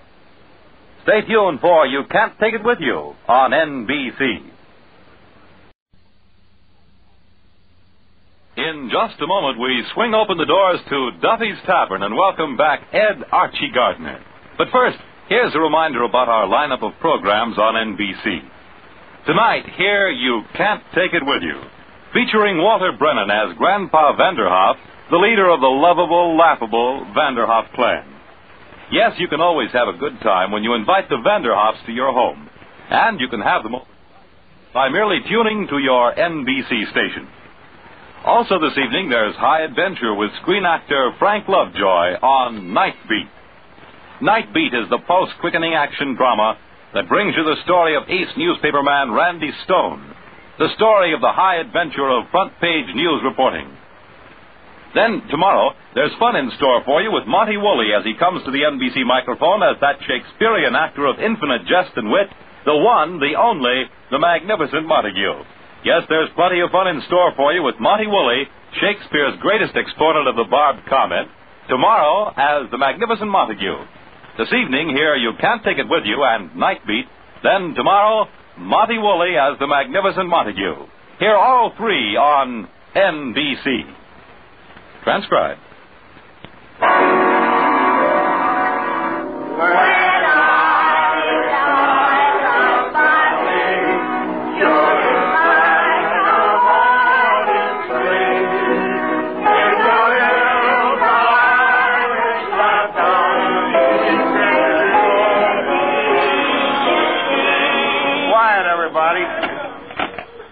Duffy's Tavern, where the elite meet to eat. Famous movie producer Cecil B. DiArchie speaking. Oh, hello, Duffy. You heard me, movie producer. Well, you know, I made that picture, The Man with My Face, and then this summer I went to Europe. Huh? No, I didn't have to leave the country. In fact, some of the newspaper critics was nice enough to say that the picture was the year's greatest fiasco. And speaking of critics, Duffy, guess who's coming to dinner here tonight? Only Luella Parsons, Walter Winchell, Ed Sullivan, Hedda Hopper, Erskine Johnson, Earl Wilson, Dorothy Kilgallen, Herbie the Midget. Yes, Herbie criticizes newsreels for Reader's Digest. Well, they're all coming down here tonight to condole me on me success. And, Duffy, I'm going to give them a meal fit to choke a horse. Which reminds me, how is Mrs. Duffy? Well, how was the vacation? Fishing, swimming, boating, good food. Sounds wonderful, Duffy. Well, maybe next year she'll take you along. Okay, I'll call you back. Say, Fats. Yes, sir. Fats, have you got a copy of today's paper? Yes, sir, right here. I wonder what Hedda Hopper has to say about me today. Let's see here. Oh, yeah, here it is. What beautiful blonde Hollywood film star is that way about what handsome movie producer? The sixth time she's mentioned me this week. Gee, she mentioned me, too. What do you mean? If you're a handsome movie producer, I'm a beautiful blonde. Please, a little more respectful. You are aware, are you not, that the cinema is a pretty big industry? Granted. You are aware that an important motion picture deserves to be treated with respect? Granted. And you also know that I am an important movie producer? I suppose I'm not an important movie producer? Granted. Well, that's better. So, kindly bear it in mind from here into will you, Varlet? Boy, that movie business has certainly changed you. Well, why shouldn't I change? After all, still water can't remain stagnant. Don't forget, I'm now a contemporary of such people as Howard Hughes and Samuel Goldwyn and the Warner Brothers, and you know, you can't be cast among pearls without becoming a bit of a swine. Yeah, it's a wonderful feeling to be a genius, Fats. All my life, people used to call me Archie the Jerk. Now I've proved myself. But you know one nice thing about me? What? In spite of the fact that success has gone to me head, I haven't changed a bit. That's nice. Mm-hmm. By the way, Mr. Zanuck. Yes?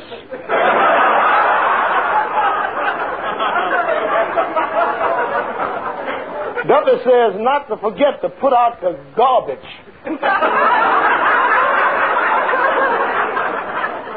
Say that again. Put out the garbage. Put out the garbage. There's a certain lilt to that phrase. Might make a wonderful title for me next vehicle. Fats, play me a little mood music while I think of a plot to go with it. I got just the thing. Good.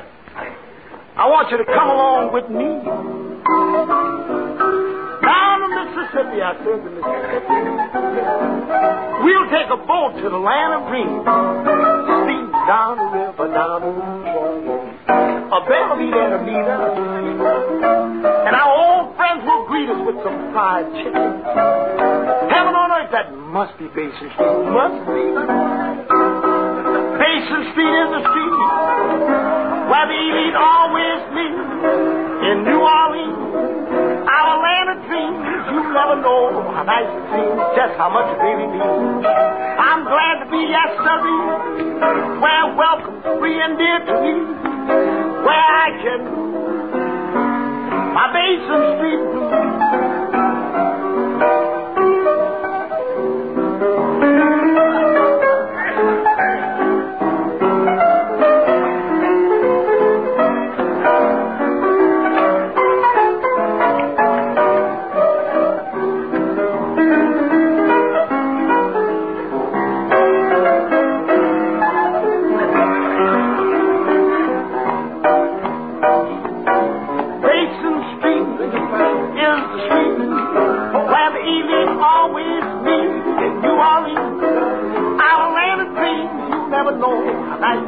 Just how much it means to you.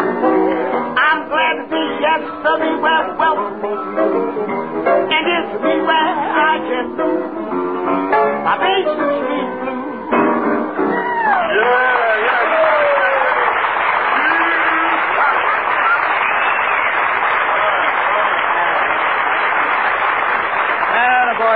That was wonderful. Now, we better get the joint ready. Any minute now, one of them newspaper critics might walk in. Oh, hello, Finnegan. Hey, my, you smell pretty. Oh, thanks, Arch. I've been using me sister's shaving cream. You mean to tell me that your sister shaves? Sure, certainly she has to. If she ever let her mustache grow, we couldn't tell her from me mother. Hey, Arch, guess what? I just went to see that movie of yours. Oh, well. Well, flatter me and get it over with. Well, Arch, I sure got me money's worth. You did, huh? Yeah, I sneaked in.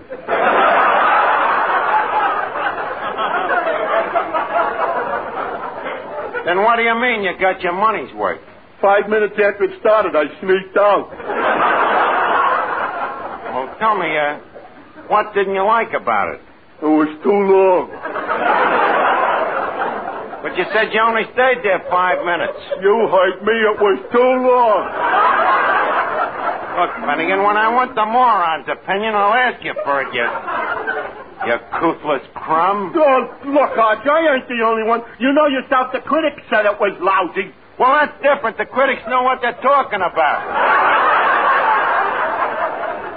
Now, if you don't mind, I'd be behooved at your disappearance. I'm busy making arrangements for a big dinner party here tonight. Big dinner party tonight? Oh, boy. What time should I be here? Sometime tomorrow morning. Wait a minute. You mean you ain't inviting me? Well, you see, you're rather low class, and... But, Arch, you're me old pal. Finnegan, please, don't make it difficult for me to despise you. Arch, you're not forgetting your old friends, are you? Old friends? Yeah. Old friends? How long have I known you? 20 years. And now I'm a success. You want to presume upon a chance acquaintance? A chance acquaintance? Arch, you and me, it's been buddies. Buddies? Yeah. Name me an incident. Oh, Arch, you mean you've forgotten the old days at Harrigan's Wharf when we used to go fishing together? The time we were so poor we only had one wine? You remember? Certainly I remember. And I gave half of the worm to you. That's right. And it was delicious.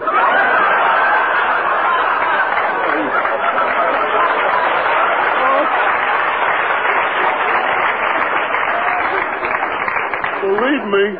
Oh, I never thought I'd live to see the day when your old friends wasn't good enough for you. Please, you got me wrong, Finnegan. Me old friends is every bit as good as they ever was. It's only that now I'm better. Now, please, the interview is at an end. Oh, Archie. Oh, yes, Miss Duffy. There's a man over there claims he saw a mouse in his soup.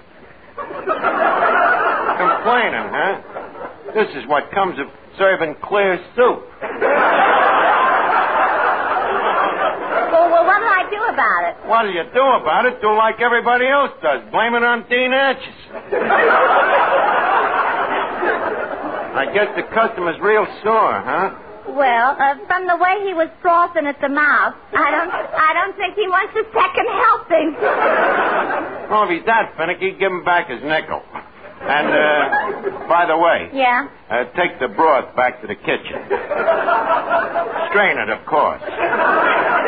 Incidentally, I'm glad to see you back from your summer hiatus. My high water? You never did have a high water. Talking about your vacation, did you manage to get anything on the third finger of your left hand besides a sunburn? Archie, if you're inferring that the only thing I think about is... I am not inferring that. I am merely inferring, as I have often told you, that you are the only dame who, when she moves, she sends a change of address card to her peeping Tom. So what? So I'm sentimental. So what's wrong with being sentimental? But, Miss Duffy, you're so aggressively, passionately sentimental. So what? So look at Peggy Joyce. What about Peggy Joyce? If she hadn't been sentimental, do you think she'd have all that jewelry? Well, no. And what about the Dion quintuplets? What about them? If their parents hadn't been sentimental, where would they be today?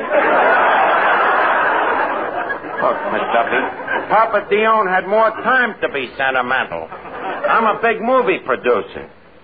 You, a big movie producer? Have you, pray chance, seen a picture called The Man with My Face? Yes. Well, when the credits came on the screen, didn't you notice anything familiar? Familiar? Oh, yes. The sailor sitting next to me. Boy, did I have to slap him plenty. You slapped him, a sentimentalist like you? Look, I'm talking about the credits. What are they? Well, you know, they showed them at the opening of a picture, written by so-and-so, and acted by so-and-so, and directed by so-and-so. Oh, which so-and-so are you? The producer, the big so-and-so. And if I do say so myself, I did a magnificent job on that picture. Now, tell me, do you remember which part you enjoyed the most? Sure. The part right before I had to slap the sailor.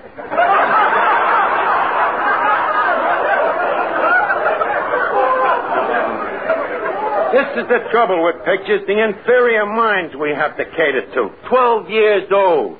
That sailor wasn't 12 years old. That a great creative brain like mine should be exposed to such childish prattle. Forsooth, Miss Duffy, my head is beginning to ache. And I bet I can tell you what's making your head ache. What? Growing pains. Oh, yeah?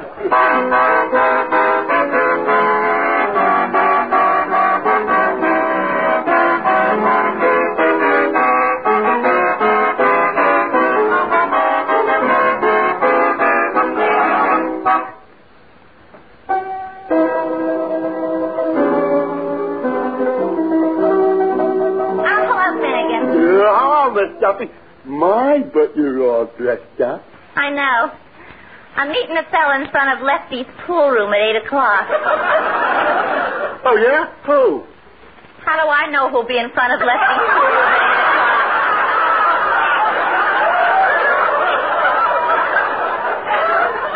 Say, where's the swell head? Oh, he's getting dinner ready for them big shot newspaper friends of his. Friends of his? Why, he couldn't get his name in Luella Parsons' column if he shot Hedda Hopper. Very funny. Now, will you guys stop standing around, Finnegan? I thought I told you to go in the kitchen and stuff the olives. So I did stop 'em, Arch, but after the second bottle, I lost my appetite. You don't mean you had all the olives?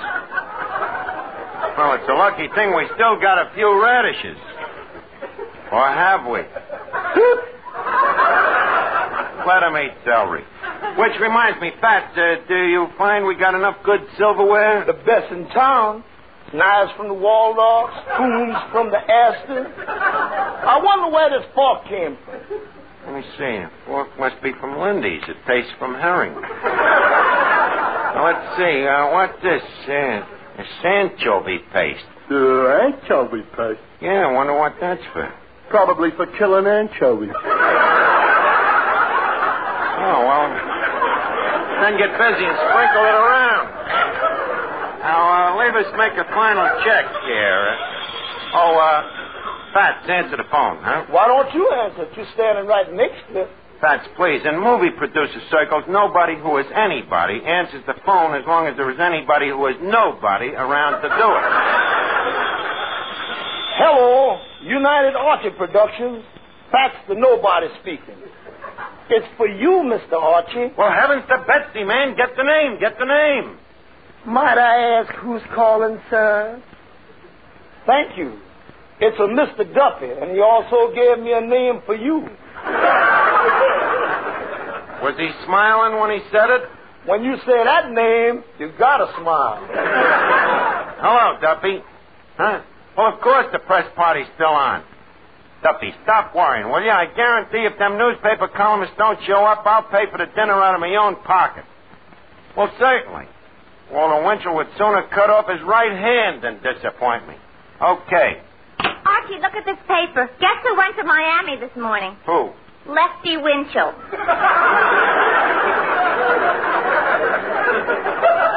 Well, he's the type of person who's crude enough to go to Miami out of season. We can do well without him. Finnegan.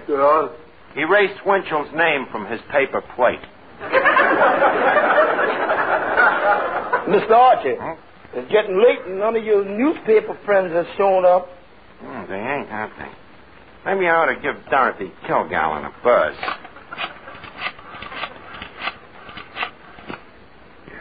Hello? Oh, hello, honey. How's things? Huh? Of course I do, baby. Well, certainly I missed you. Well, look, I don't want to take you away from the laundry. Put Miss Kilgallen on.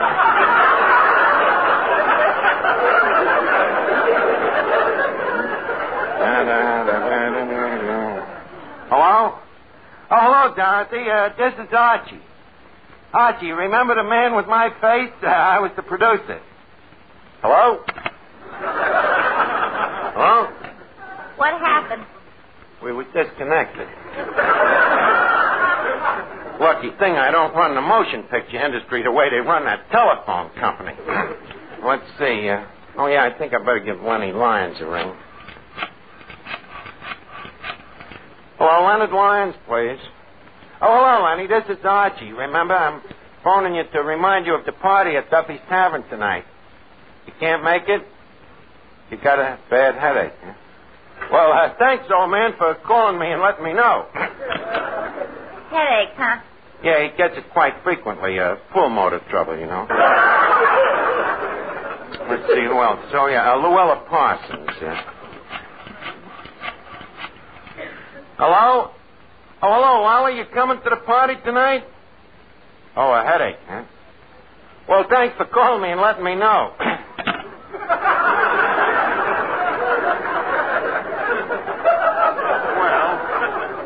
Another headache? Yeah, must be an epidermis. Yes. Let's see. Oh, yeah. Hello, is Hedda Hopper there? Now tell her Dr. Fussbaum is calling. Dr. Fussbaum. Hello, Hedda. This is Dr. Fussbaum. Tell me, how is today your headache? You ain't got no headache? Well, in that case, this is Archie. Oh, now you got one. Look, Hedda, you don't have to beat around the bush. If you think the picture stinks, why don't you just tell me? Well, that's better. At least she has a valid reason for not coming. Well, Mr. Archie, look like your big shot friends has let you down. Yeah. You know, I wouldn't have believed it, Fats, after all I've done for them columnists. Like the time I gave that Winchell a tip that Clancy the cop was that way again. What way? Drunk. And the time I gave Earl Wilson a tip on Dagmar in television. What tip? I told him someday she'd be as big as Faye Emerson. Now I asked them for a favor, they turn the other cheek on me. Well, I'm going to give them 5 more minutes. If they don't show up by then, they're in for reprisals. What do you mean? I'm going to quit reading newspapers. Fats, in the meantime, play another number. Okay. No one to walk with, I'm by myself. No one to talk with, but I'm happy. All the shucks misbehaving. I'm saving my love for you. I know for certain the one I love. I'm through with flirting, it's you that I'm thinking of you. Misbehaving. Saving my love for you. Like Jack Horner in a corner. Don't go nowhere, I don't care. Your kisses always waiting for this evening. Don't stay out late, I don't care to go. I'm home about 8, me and my radio. Keep misbehaving, I'm saving all my love for you. Like Jack Horner in a corner. Don't go nowhere, I don't care. Your kisses are worth waiting for. Don't stay out late, I don't care to go. I'm home about 8, me and my radio. Keep misbehaving, I'm saving all my love for you.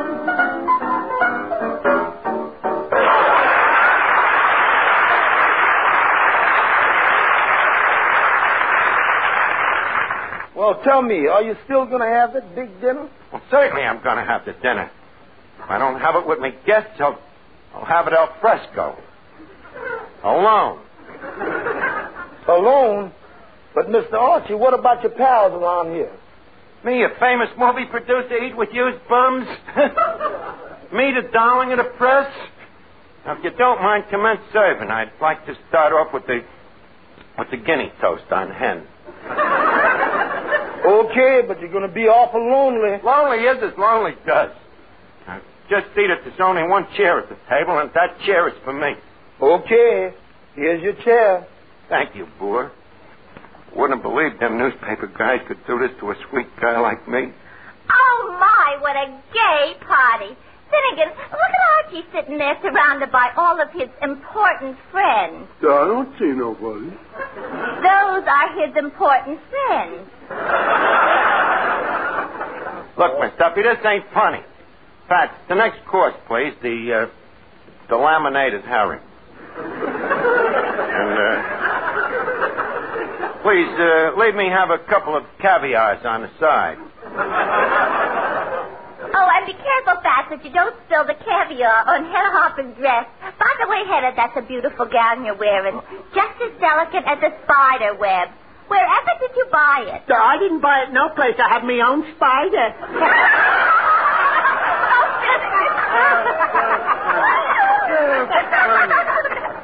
Shut up, will you, wise guys?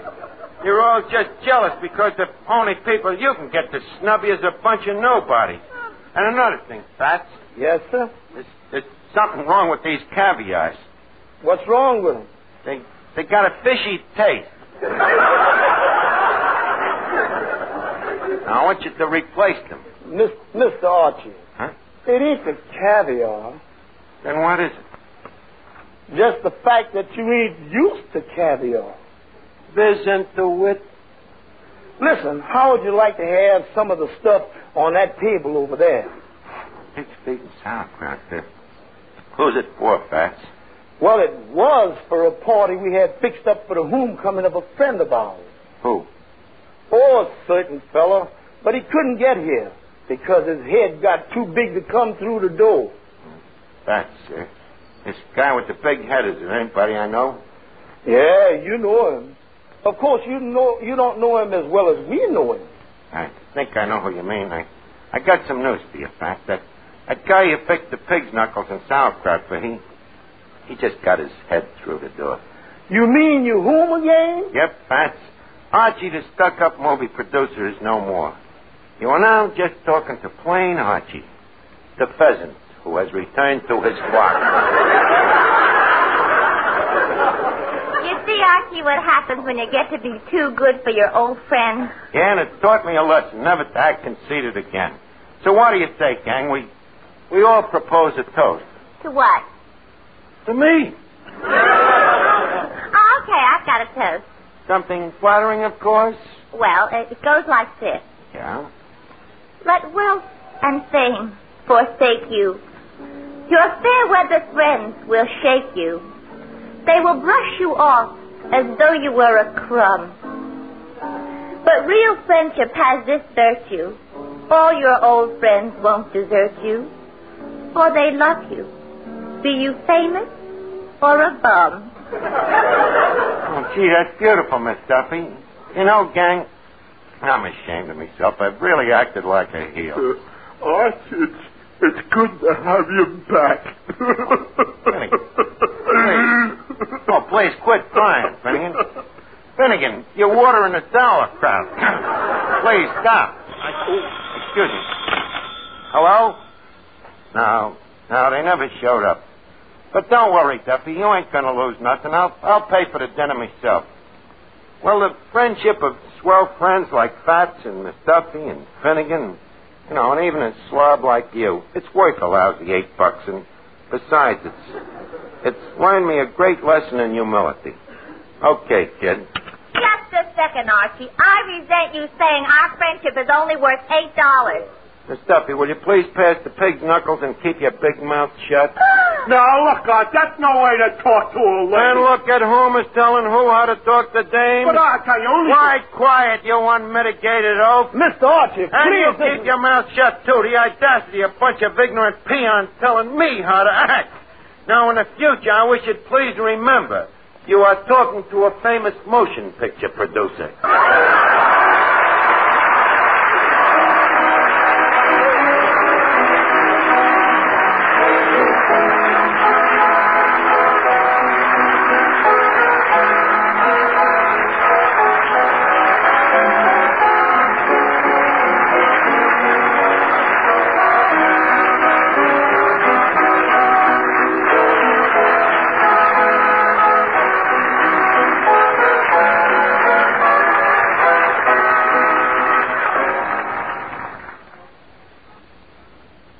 Listen in again next week, friends, to Duffy's Tavern. Yes, Duffy's, with Archie the manager, Finnegan, Miss Duffy, and Eddie transcribed. In the meantime, till we meet again next Friday, here's a program note about some of the fine shows you can hear over this weekend and on Monday. Tomorrow, hear Bob and Ray, with their delightful satire and nonsense sketches, featuring their vocal impersonations and impressions. Also on Saturday, there's Grand Ole Opry with your singing host Red Foley and all the gang. And on Sunday, the big show will come to you from Paris, with such outstanding stars of the theater and motion picture world as Fred Allen, Francois Rosé, William Gargan, and your unpredictable hostess, Tallulah Bankhead. Also on Sunday, Theater Guild on the Air brings you a solid hour of radio drama. This Sunday, Diana Lynn, Kenny Delmar, and Dan Daly will be featured in Casanova Brown by Nunnally Johnson. Then on Monday, enjoy the sparkling premiere of The Mario Lanza Show. The Mario Lanza Show features Ray Sinatra and the orchestra and lovely soprano Giselle McKenzie. And earlier on Monday evening, there are such other music programs as Voice of Firestone, The Telephone Hour, Band of America, and The Railroad Hour. Well, there you have the lineup. Saturday means Bob and Ray and Grand Ole Opry, Sunday, Theater Guild on the Air, and Sunday, the big show for people in the know. Stay tuned for You Can't Take It With You on NBC.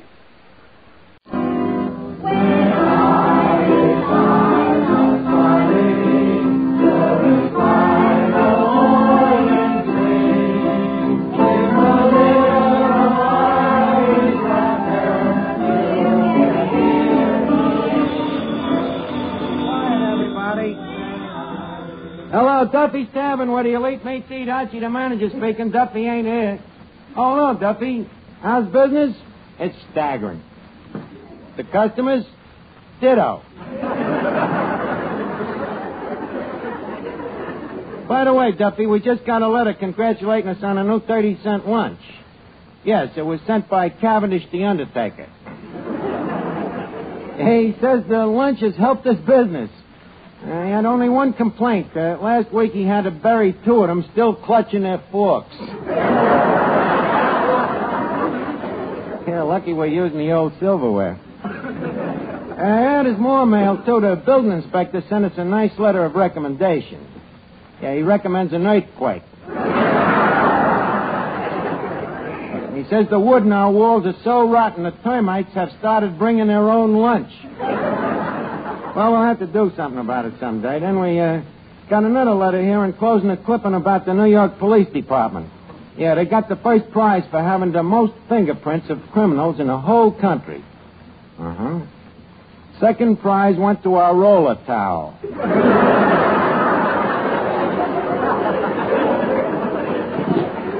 Yeah, that's something to be proud of, Duffy. And then there's another letter. Hey, wait a minute. This one's from me personal. I'll call you back later. Okay, so long.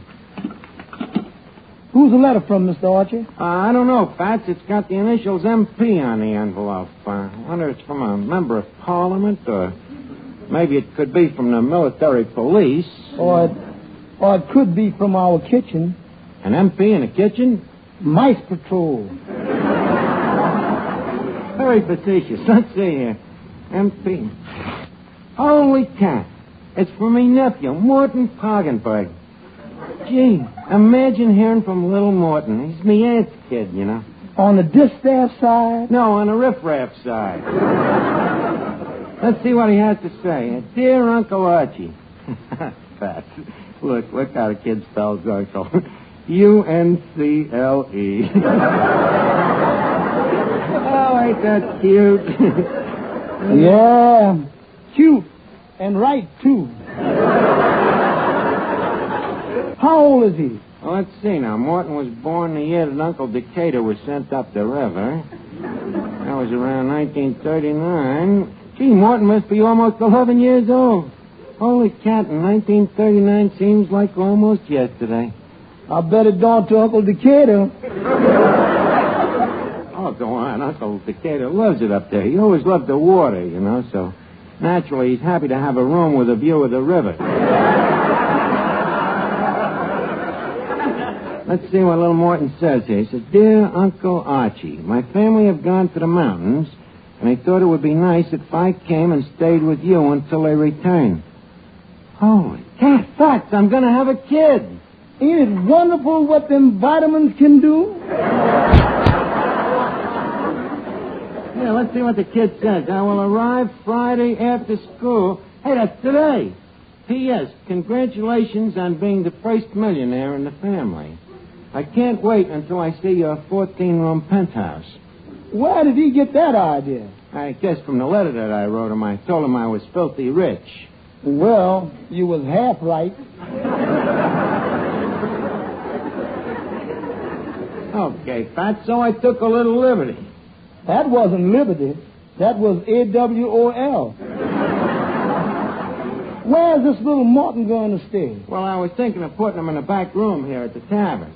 You'd let that innocent young boy sleep in that back room? Why not? It's unoccupied. Unoccupied? Humanly speaking, yes. Zoologically, no. Well, if the worst comes to the worst, he can always live with me. In that 14-room penthouse? All right, so it ain't quite 14 rooms. It ain't quite 2 rooms unless you count the pigeon coop. And where are you going to feed him? Right here at the tavern. Oh, no. Why not? The food around here is okay for a growing boy. Not if you want him to keep on growing. Look, Fats, there are more horrible things in the world than the food in Duffy's Tavern, believe me. Oh, hello, Finnegan. Hey, did you hear the news? I'm practically a father. What do you mean? I'm going to have a boy here any minute. Ooh, shall I go boil some water?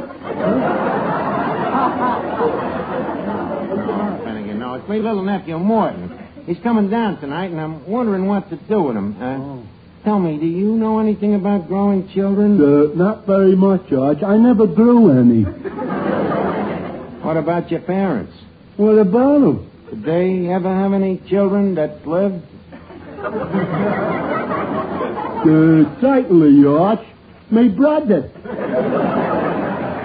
What about you? Me? Well, I got off to a bad start.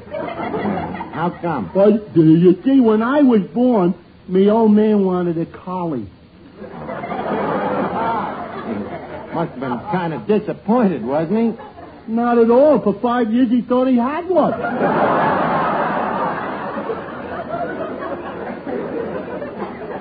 Tell me, how did he find out his mistake? I was too shaggy. Very interesting. Do you have any more of these Shaggy Finnegan stories? Yeah. Get this. Is it a joke? Yeah. Okay, shoot me the joke. Okay. When I was born, I was a bottle baby. So what? Lots of babies are bottle babies. Inside the bottle? That's a good joke, Arch. In your case, it ain't a joke. Hey, look, when am I going to meet this nephew of yours, George? He'll be here tonight. Oh, good. You know, Arch, I love kids. You do, huh? Yeah. There's something about them that's so childish. And the kids love me, too. They do, huh? Oh, yeah. I got a knack for not making them feel inferior. I don't know how I do it. Well, maybe you can help me take care of Morton. Oh, I'd love to. Well, what would you do, for instance, Finnegan, if I left you in charge? Well, if he likes television, I could take him up to my room and let him watch Hopalong Cassidy through the screen.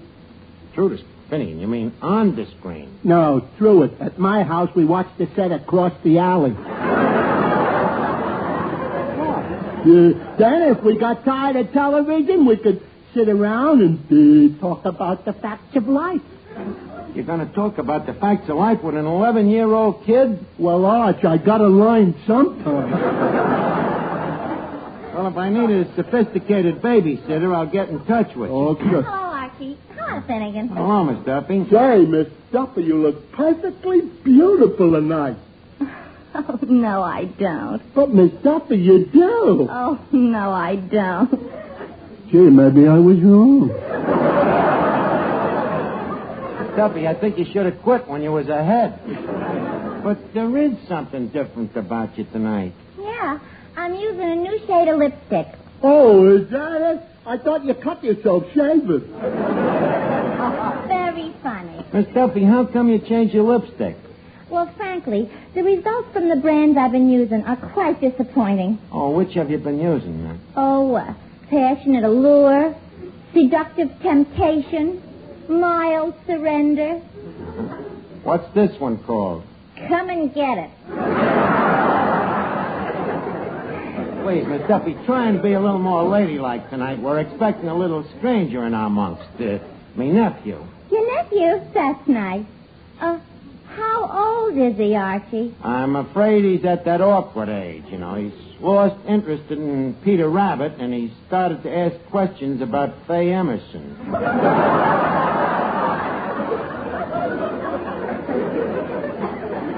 Well, that don't sound so awkward to me. Tell me, you think he'll be busy tonight? Look, Miss Duffy, the kid's only 11. Around 9 o'clock? I said the kid's only 11. Then what about 7 o'clock? This dame is a tiger. Look, Archie, I'm just trying to hold on to my youth. Well, you ain't holding on to this one. This dame will stop at nothing. Huh.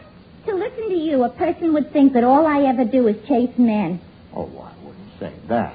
Then what would you say? Oh, I might say that you're the only dame I know who walks around with her own net waiting for the YMCA's to catch on fire.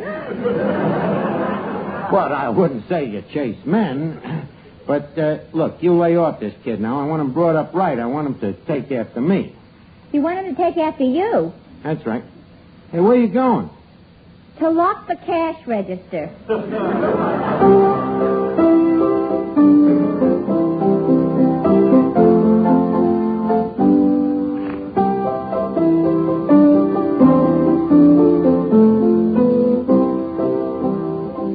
Hey, Arch, I just been thinking. How likely, Story? About what, Finnegan? What to do with your little nephew tonight? I think I'll take him to see a burlesque show. A burlesque show? Yeah. The kid's only 11 years old. Don't worry, he'll be older when he gets out of there. Finnegan, you better lay off of the kid now. Oh, Fats, look, Morton's going to be here any minute. Is there anything I can do to give the place a little more class? Yeah. What? Go hide in the closet.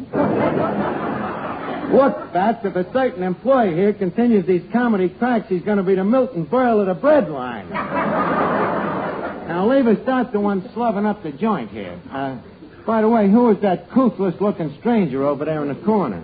I don't know. Well, ask him to leave. We got enough regular bums here without catering to strangers. Go ahead, throw him out. You mean that mass of muscles? Yeah. With the cauliflower ears? Yeah. And the brass knuckles sticking out of his pocket? Yeah, that's the one. Well, what you standing there for? I'd rather be standing here than laying over there. Oh, wait a minute. Don't tell me you're scared of the guy. That bone crusher over there? Yeah. About 6'4", weighing about 300 pounds? Yeah. Reading the Wrestlers Weekly? That's the guy. Throw him out. He ain't even bought a beer for over 2 hours. He's having one on me right now. Fats, cut out the stalling, will you? Look, Mr. Archer, after all, I'm a piano player. So? So I got to watch my hands. How do you mean? I don't want them separated from my body. Okay, then save your hands. Kick the guy out. Say, Archie. Huh?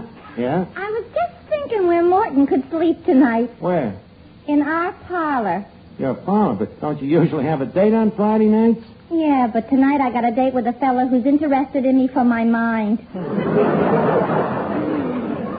Oh. So Morton could sleep on the horsehair sofa. The horsehair sofa, but that's the one your mother faints on. When? Every time your old man comes home sober. So what? You think I want the kid crushed to a pulp? No, I guess he'd be better off sleeping with me after all, huh? Oh, Mr. Archer. Yeah? That muscular gentleman that you asked me to throw out. Don't tell me the big lug is still here. He's here, all right. He said this is a free country. Never mind what the bum says. You throw him out. And he further says if you want him thrown out, why don't you do it in person? Well, he's lucky this is a free country. You mean you ain't going to throw him out? Well, I would, but Morton's liable to walk in. I don't want him to see what a bad example I could be by seeing his uncle in a blind fury. Oh, it's had a fine time for three-drink Moriarty to wake up. Fats, quick, play something. What? Play anything loud enough to drown a guy out. What a place to bring a child. Hurry.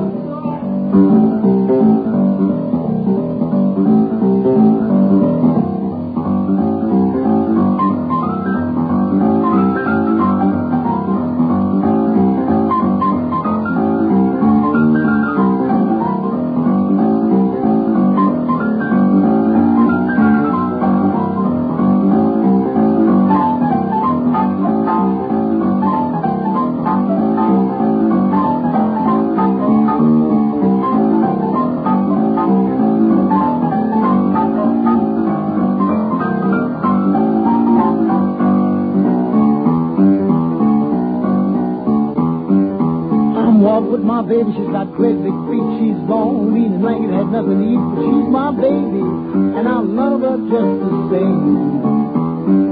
I'm crazy about that woman 'cause Caledonia is her name. Caledonia, Caledonia, what makes her beat yet so hard? But I love you just the same. I'm crazy about that woman 'cause Caledonia is her name.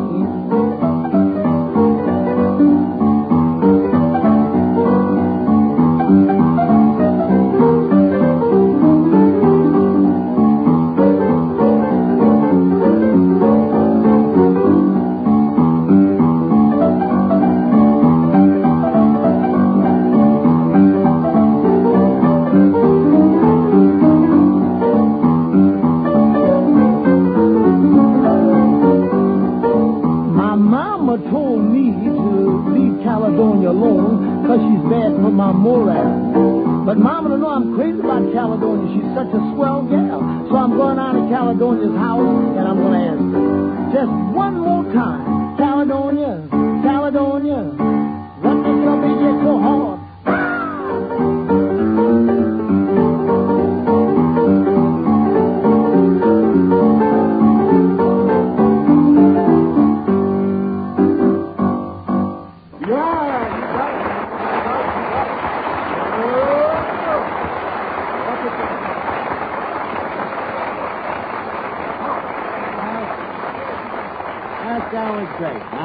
I'll tell you what I want you to do next. I'm going to have Morton sleep with me tonight, so I want you to go over and clean up my room.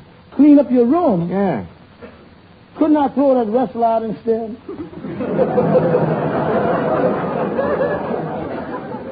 Look, do what I tell you, will you? And don't forget to take me socks off the radiator and stand them in the closet. Now, one other thing. Yes, sir. You know that picture I got hanging in my room, the one of Aphrodite, you know? What about it? If you notice, she ain't wearing one. So, pin a handkerchief over from the neck down. Tell you what, Yeah? I think your little nephew just came in. Where? Yeah. Oh, yeah, cute little kid, ain't he? Well, Uncle Archie. My, you're much more intelligent looking than the family said you'd be. I'm Finnegan. That's Uncle Archie over there. Oh, you're Uncle Archie? Yeah. Well, I guess there are more important things in this world than looks. If he wasn't so big for his age, I'd punch him in the nose. Well, my little nephew, Morton. Well, sir, glad to see you, Morton. Let's have conversation, huh? I suppose you go to school? Of course. Uh-huh. Tell me, are they learning you anything? Indubitably. Well, at your age, I was only up to trigonometry.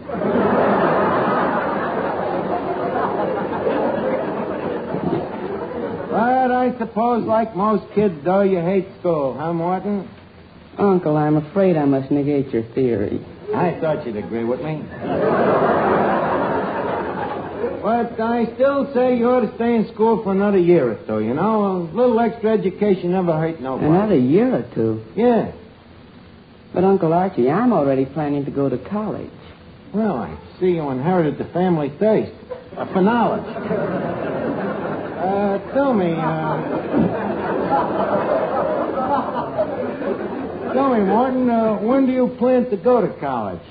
Well, I'm eligible now, but Mother doesn't want me to matriculate too young. And she's right. Go to college first, then marry.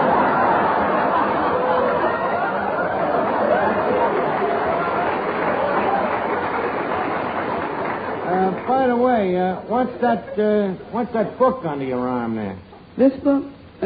Improper French nouns. Improper French nouns. I guess all kids go through that stage. Just don't let me catch you writing them on the sidewalk. Well, I'm glad you came to visit me, Morton, and I'll tell you what, if you're a good boy, I'm going to help you with your homework.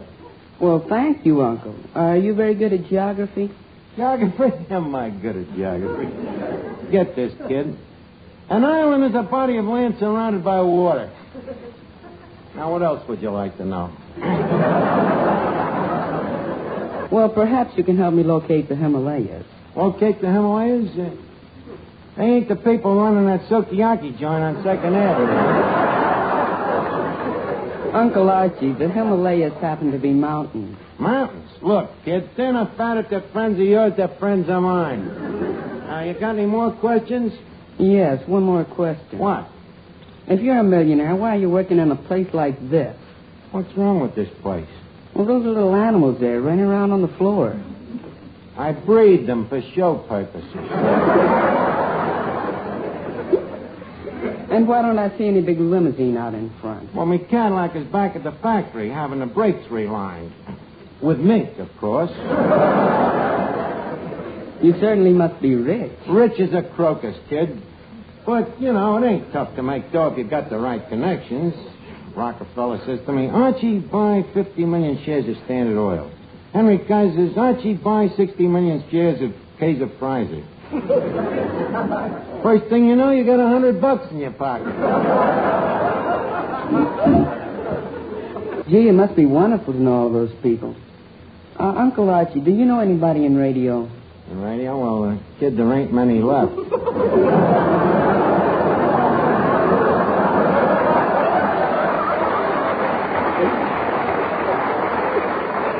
Tell me, why do you ask?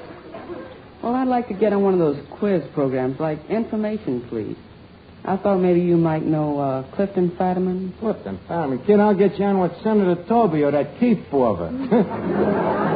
Big time quiz. You know what they say. Now you got 32 years. Would you like to try for 64? No, Uncle Archie. I want to get on Information, Please. You see, I've listened for years, and I've answered some very difficult questions. You've answered difficult questions, huh? Yes. Okay, quick. Name me the first president of the United States. George Washington. The kid's brilliant. Maybe we got something here. Tell you what we'll do, kid. We'll start training tonight. We'll get a board of experts around the place and set up a quiz show. It'll be good practical experience for you. You know, if there are any bugs in your head, we can iron them out.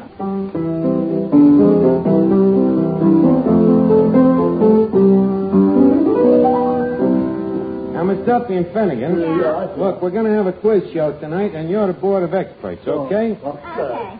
Now, Morton, I'd like to have you meet up with your board of experts here. Experts? They don't look very intelligent to me. Well, you see, they've been on television all day, and they're still a little distorted.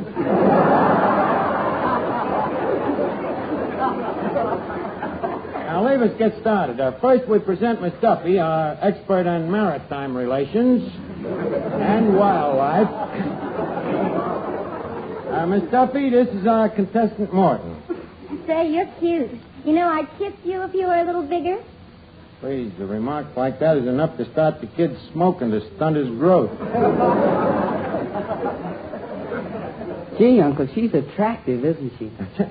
Morton, I'm afraid all them books you've been reading have ruined your eyesight. Archie, why don't you get out of the ocean and pull a wave over your head?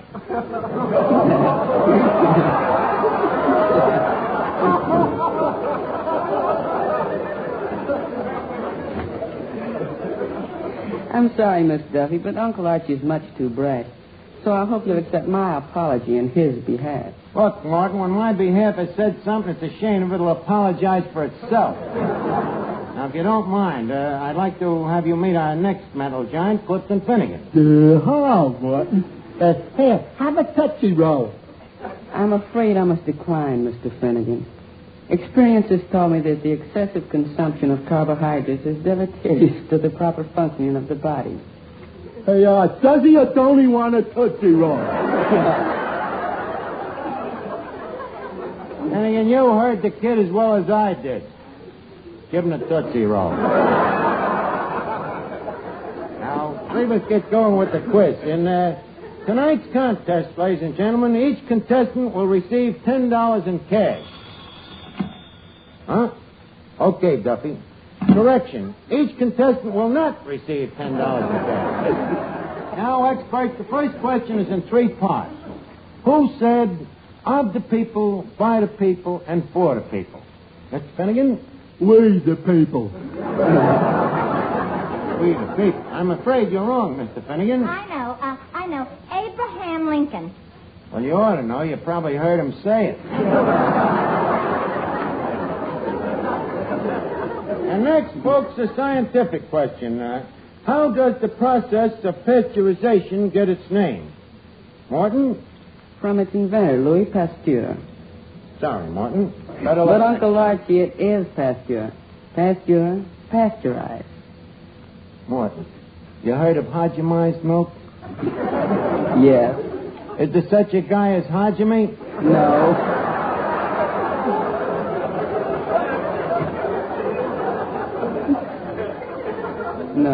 No. Touche. Mr. Finnegan, where did pasteurization get its name? From that movie. What movie? Green Pastures. Correct. Well, better luck on the next question, Morton. Now, this question comes from One-Arm Pfeffnick, former lion tamer of East Orange, New Jersey. What is meant by a high protective tariff? Morton? Well, as I understand it, a protective tariff is a stopgap legislated on corporate and individual goods, which through economic compulsion and consumer goods demand results in absolute parity of distribution. Stop talking like a child. Mr. Finnegan, I see your hand is up. I know what. Does that mean you know the answer? No, it means I'd like to leave the room. And thank you, Clifton Finnegan. Now, the next question. Next question's a musical question submitted by Mr. Sam Steinway. First part of the question is, what season does the following song suggest?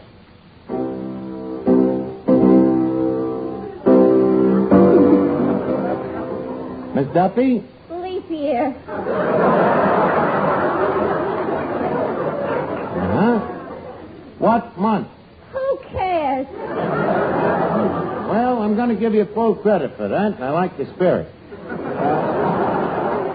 Morton, by the way, did you recognize the song, too? Yes, it was Mendelssohn's Wedding March. Yes, that is correct, from Richard Wagner's famous opera Das Lohengrin. Well, that's showing a little improvement, Morton. Now for the last half of the question. What state is suggested by the following song?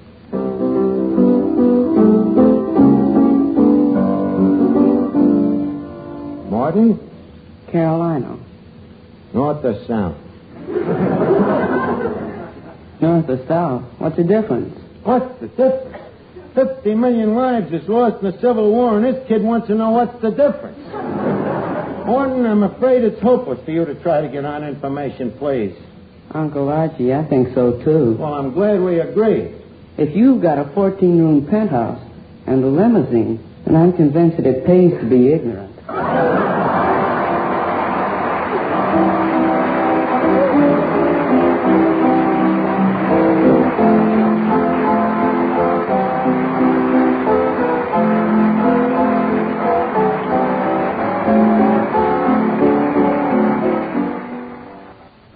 It's the Silver Jubilee on NBC. Join us here at Duffy's Tavern, transcribed next Friday evening. This Saturday night, screen actor Brian Donlevy leads you on another dangerous assignment. Then later Saturday evening, hear Mr. Moto and Adventures in International Intrigue.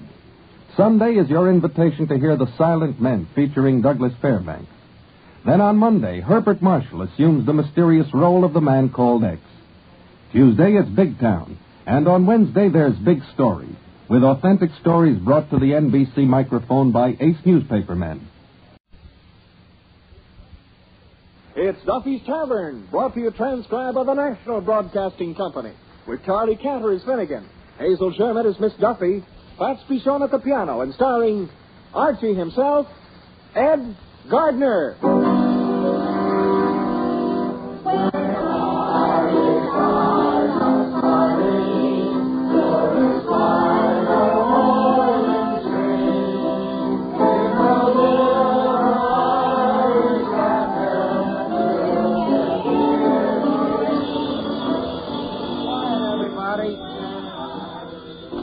Hello, Duffy's Tavern, where the elite meat to eat. Archie the manager speaking. Duffy ain't here.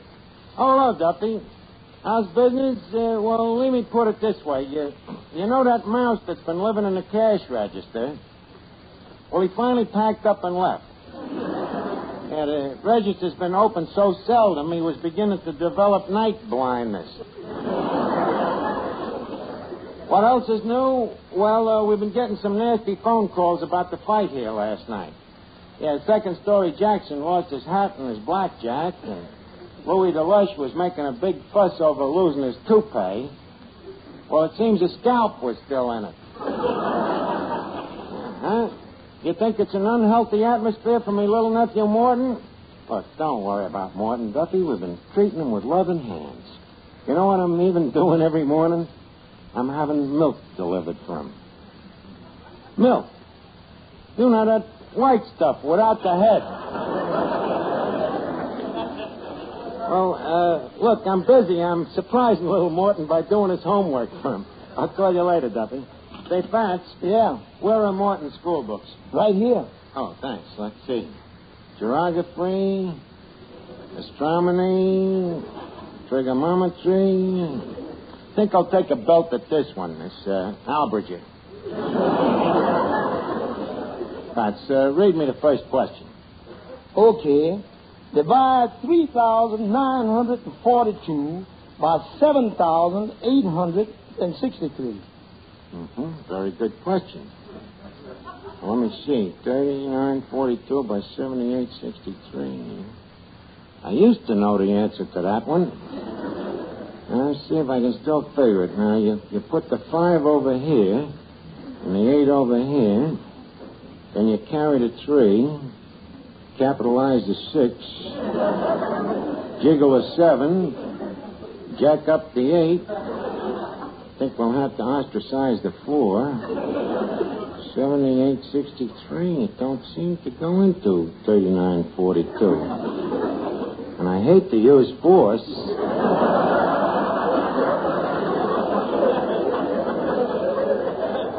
Mr. Archie, how come you doing that homework? To help out my little nephew. But your little nephew knows more about arithmetic than you do. Oh, yeah? I'd like to see him draw 15 beers, multiply 15 by 5, break a $10 bill, and shortchange the customer all at the same time. I still say it would be better if you let Martin do it by himself. Now, just this minute, Fats. I want the kid to get good marks in school. So? So who's older, Morton or me? You're older. Well, who's smarter, Morton or me? You're older. Fats, this happens to be an educational discussion. If you cannot be objective and constructive, keep your lousy trap shut. Now, give me that other book on grammar. Thanks. Now, let's see. What is wrong with this sentence? George and Mary ain't coming to the party. What's wrong with it? It's obvious. George and Mary ain't coming to the party. Should be an apostrophe in the word ain't. You see, in fact, that's the advantage of an education. If I hadn't gone to PS4, instead of an apostrophe, I'd have used a particle. Good old PS4. I'll never forget it. You shouldn't. You was there long enough. Well, Fats, I was trying to be thorough. You should have seen me in them days when I was in the 6th grade. Cute as a bug in a bed. Walking to class every day carrying me little school bag, with me little books, me little pencil box. Your little Gillette razor.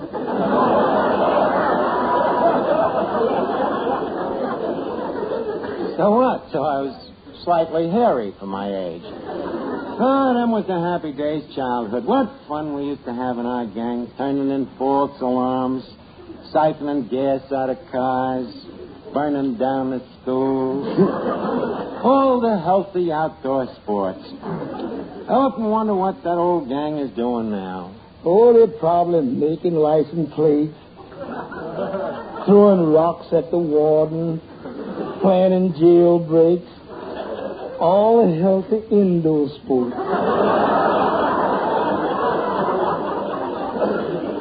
No, Fats, you're wrong. Most of them turned out to be a credit to the community. What? Not all of them, of course. Finnegan, what you doing there? They eating a Tootsie Roll. Oh. What's the topic of conversation? We was talking about education. Please, not while I'm eating. I'm sorry, Finnegan. We were just discussing the old days at PS4. Oh, PS4. That's where I was in love with Millie Fackelfinger. In love? Yeah. She used to sit next to me in the 3rd grade. But you couldn't know anything about love when you was only in the 3rd grade. Oh, no, at 19, I know plenty.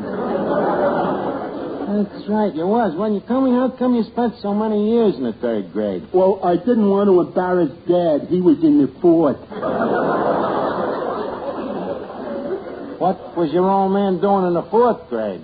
He didn't want to embarrass me mother. She was in the 5th. I see. I suppose Grandmama was in the 6th? Oh, don't be silly. Grandma wasn't in any grade at all. No, huh? No, she was the football coach.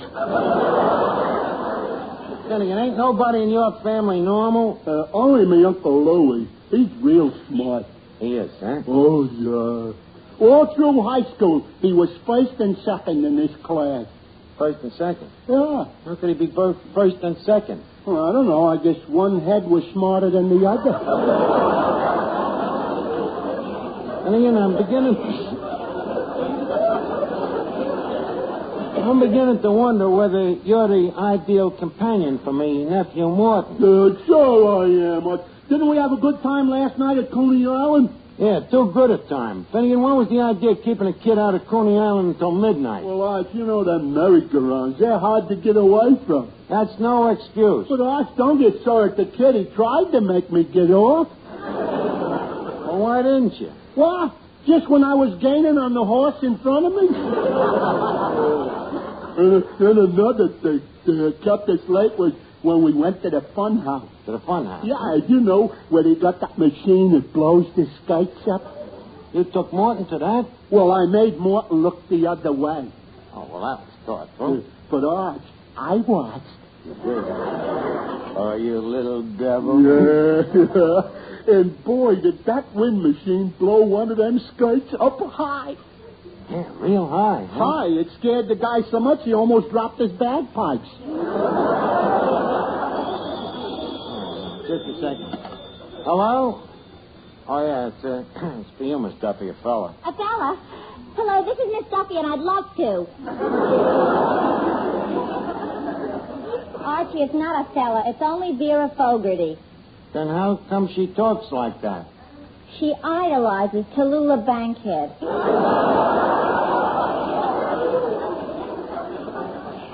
Hello, Vera. Sure, I'm coming to the Halloween party. I got a date for you, too. What's the difference what he looks like? He'll be wearing a mask, won't he? How tall is he? Well, think of it this way, Vera. You'll have the only date that can chase balls under the ping pong table without bending over. Huh? Well, you should talk after that Halloween date you got me last year. He must have been 60. He wasn't.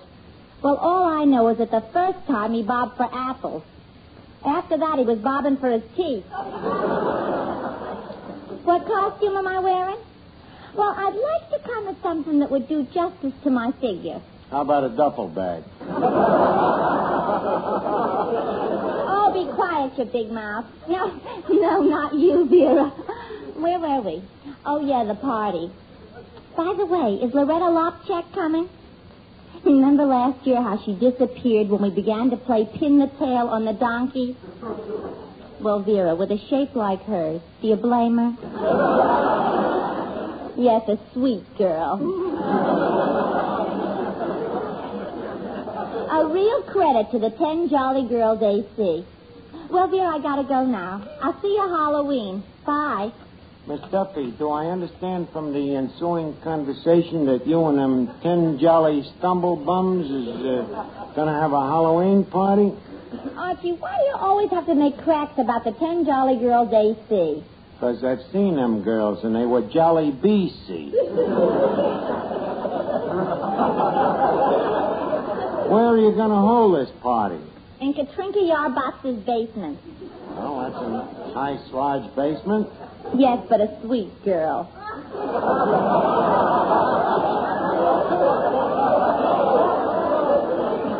Oh, and you should see the Halloween decorations she's putting up.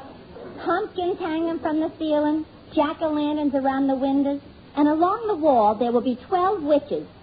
2 new members? Archie, please. The girls in my club are not witches. I'd still like to have the broom concession. By the way, what unlucky chap is taking you? Rodney Haybinder. Oh, him. He's calling for me in a taxi. In a taxi? Yes. That's one thing about Rodney.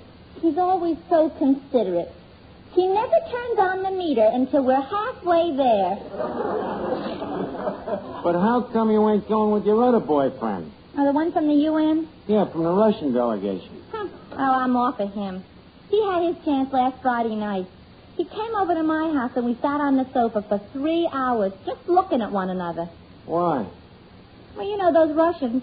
He couldn't make a move without wiring Moscow.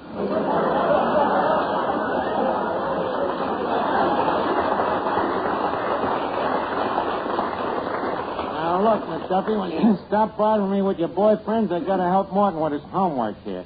Hey, Fats, play a little mood music while I do Morton's homework, will you?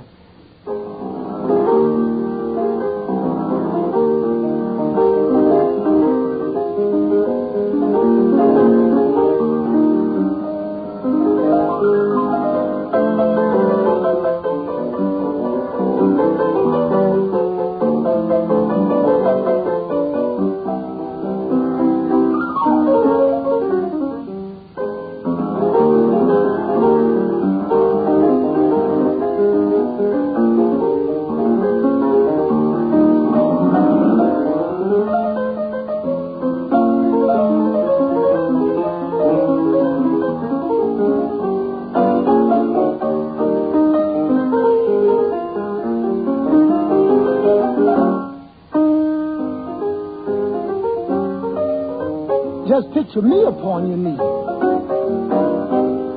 Tea for two and two for tea. Me for you for me alone. Nobody near us to see us or hear us. No friends or relations on weekend vacation. Won't have it known that we own a telephone. Day will break and you'll wait. Start to bake a sugar cake for me to take, so all the boys can see. We will raise a family, a boy for you, a girl for me. Can't you see how happy we will be?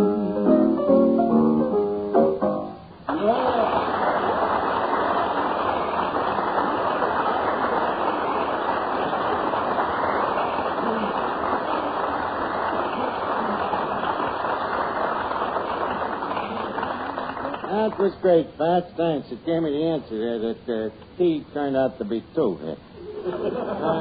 Morton. Yes, Uncle Archie. Morton, I got a surprise for you. Look, I've done all your homework. Now, let me see. Arithmetic problem. Divide 3,964 into 7,863. Answer? Impossible. That's right. Oh, this is very nice of you, Uncle Archie, but what about my teacher? What about her? I'm afraid she's a little angry with me. Angry?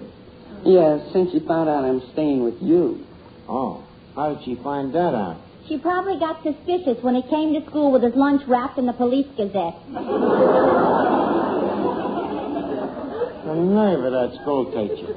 Inferring that this place is a dump even before she comes down and finds out for herself. Oh, she's coming down all right. She's on her way now. She is? Well, look, kid, I want to be nice if she's coming down. Here's the bar rag. Better go wash your face. Hey, Fats. Yes, sir. Fats, Morton's school teacher's coming down. How long would it take to make this place look respectable? Well, let's see. This is 1951. Look, Fats, this ain't funny. We got to fix the place up or we're liable to lose the kid. Now, what can we do to make it, real homey? Hey, what happened to that hand-crocheted sign we had, the one that said, love thy neighbor as thyself? It's down at the police headquarters. They're checking the blood stains for fingerprints. Oh, yeah, that fight. I forgot about that. Pardon me. Huh? I'm trying to contact a gentleman named Archie. Take a look at you. Honey, the contact has been established. What you got to worry about is the gentleman part. I beg your pardon. I happen to be Miss Agatha Dinwiddie. Morton's teacher? Yes. You're Morton's tutress? Mother, get out me velvet pants. I'm going back to school. Now, if you don't mind, I'd like to sit down. My legs are bothering me. Okay, sit right here. Mm-hmm. Now they're bothering me. Well, so much for the social extremities, Miss Dimwitty. Now, leave us get down to our problem. Very well. Now, about Morton. Yes? How would you like his uncle to give you a nice big kiss? Young man, I didn't come here looking for romance. Look, honey, you're a school teacher, ain't you? Yes? You've had vacations? Yes. Why don't you just close your eyes and imagine you're on a summer cruise? Young man, I told you once, I'm here on behalf of my pupil, Morton. Okay, then we'll talk about Morton. Now, he's been staying here with me, you know. Yes, I know. That's why I came to look over this place. Well, what do you think of it? I'm appalled. Well, that's the tavern. Everybody loves it. I mean, it's shocking. Now, just a second, Miss Dimwitty. This place is very deceiving. It ain't quite as crummy as it looks. Indeed. Do you realize that the gutter out front is filled with drunks? So what? Do you realize a lot of joints leave them drunks laying on the sidewalk? At least we give them curb service. And I might add that we don't like constructive criticism around here. You know, you can find a flaw in a $50 diamond if you look hard enough. Oh, this is nonsense. Where is Morton? He'll be here in a second now. In the meantime, how about a little demi-tasse? A demi-tasse? Yes, a small cup of tea. Oh, Fats. Yes, sir. A cup of tea for Miss Dimwitty. Tea? Yes, tea. T-E-E, tea. Oh, that. The idea of bringing up a child in a place like this. Now, just a second, Miss Dimwitty. Morton don't spend all his time around here. Most of the time he's at home in my place. He lives with you? Of course. Well, how big a place do you have? Well, let's see. 2, 3, 4. I should say about 6 by 10. You have one room? Approximately. And Morton lives there? Well, no, he has the room adjoining mine, you know, where he can enjoy complete privacy. Except occasionally, of course, when I go in to brush my teeth. Morton sleeps in the bathroom? Don't act so shocked. I assume you've heard of the Audubon Society. Well, of course. And you approve of it? Yes. If that bathroom is good enough for them pigeons, it's good enough for Morton. Archie, I've heard enough. I'm afraid I'm going to have to take Morton out of here. This is no environment for a child. It ain't, huh? Look, would it change your mind if I told you that he was living with a Harvard graduate? You, a Harvard graduate? Not only a graduate, but summa cum laude and Phi Beta Kipper. Archie, please. Miss Dimwitty, you seem to be a little skeptical. I admit I've forgotten some of the stuff that the old prof learned me. Yes. 6 Transit Gloria. Well, that's true, but on the other hand, Caesar Romero in Hot.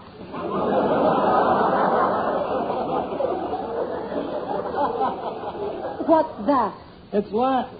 Well, I knew that Latin was a dead language. Now I know who killed it. Look, Mr. Murray, if I can prove to you that I'm a college man, will you leave Morton stay here? If you can prove that, I'll stay here.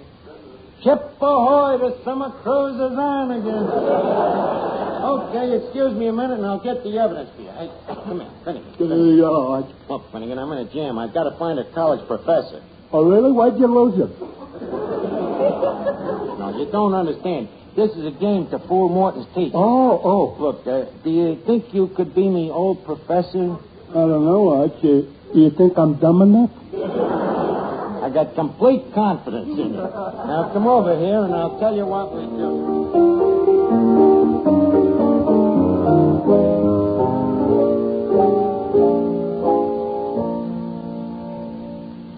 Well, Miss Dimwitty, have you been looking around the joint? Yes, I have. Uh-huh. Interesting place for a kid, ain't it? Music, sawdust on the floor. Just like a circus. But there's one difference. What? In a circus, they separate the animals from the human beings. Dimwitty, you don't sell the people around here short, neither. You might not think it by looking at some of these people. But beneath them lowly patches on them tattered pants, there beats many a talented brain.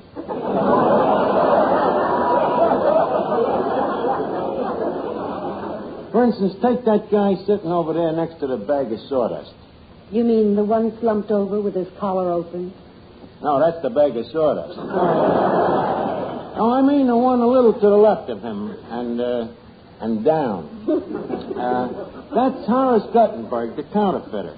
Used to be one of the finest engravers in the country. Had a brilliant future. But the trouble was he watched too much television, see? So one day he made the inevitable mistake. He tried to pass a $5 bill with Lincoln's head on Dagmar's body.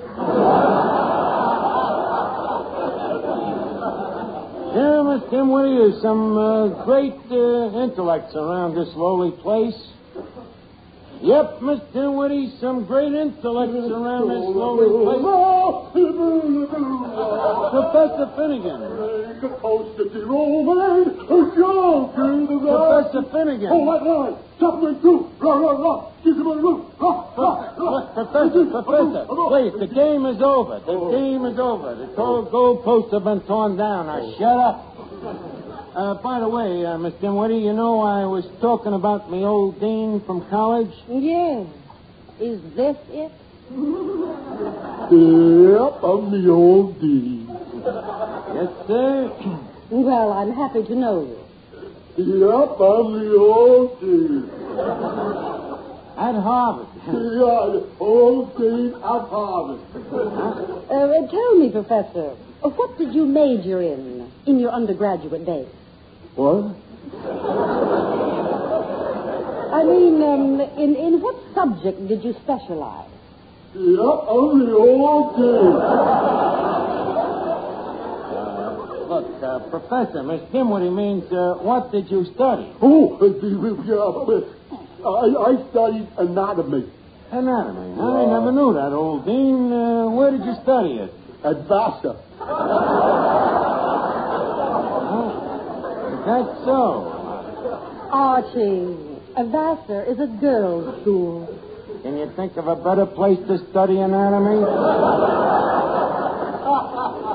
Archie, I think the old dean is a bit of a humbug. Oh, yeah? Ask him a question. Yeah, ask the old dean a question.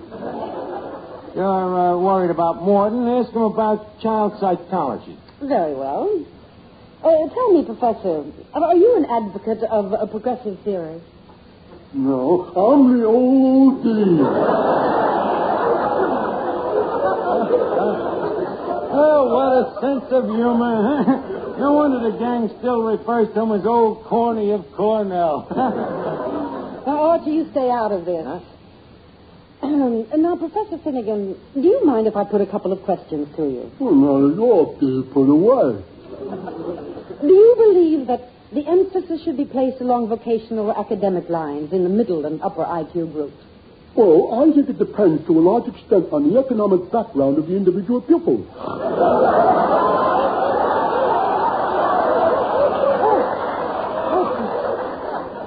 Well, gee, I'm just as surprised as you are. Holy God, I've created a monster. Wait a minute. Go ahead. Ask him another one. Very well. Professor, do you believe that parental authority should subjugate the juvenile ego? No. Why not? I'm the old dean. Well, you'll have to excuse the professor, Miss Dimwitty. You see, one of his pupils mistook his head for the blackboard and erased his brain. Archie, enough of this nonsense. I'm taking Morton out of here. But you can't. Well, look, I suppose I can't fool you. The only thing is that I'm kind of stuck on little Morton, you know, and I didn't want to lose him. I just wanted you to think that I was a college man. I'm the old dean. Shut up! But, Miss Dimwitty, I want you to know that even if I'm a guy that ain't had much education and I come from kind of crummy surroundings, I want you to remember that many great men have come from humble beginnings. Abraham Lincoln came out of a log cabin. Eli Whitney came out of a gin mill.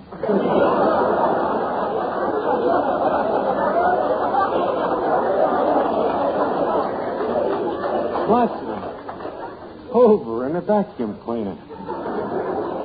And Leo DeRocher came out of Brooklyn. Their environment didn't hurt them. They rose above it. And that's the way with Morton. He won't sink to our iniquity. We will rise to his. Archie, this all sounds very good, but... Look at little Morton over there now, talking to Second Story Jackson. Second Story Jackson, a bank robber, a safe blower, everything that's foul. What? Will the child be influenced by Jackson? No. Rather, will Morton lead Jackson out of the darkness? Here, I'll prove it to you. Morton, come here. Tell us, son, how have you and Mr. Jackson been getting along? Great. Him and me's going to knock off a hot shop on 33rd Street. What? Yeah, Jackson says the joint's been cased. It's a soft touch. No, Miss Dimwitty's right. Look, maybe you better get away from this joint after all.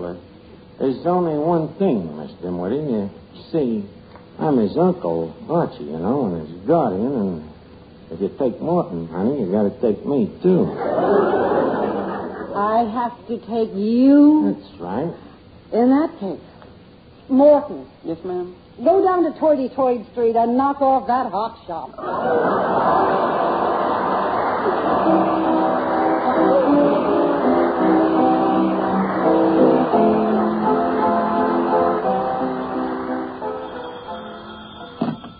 Hello? Hello, Duffy. Huh? Well, I'm sorry, Duffy. Sunday night I'm going to be very busy. I'm going to be on the big show with Tallulah Bankhead. Oh, yeah, that Tallulah's just crazy about me. So, be sure to listen in, Duffy. Sunday night with Tallulah Bankhead on the big show. Good night.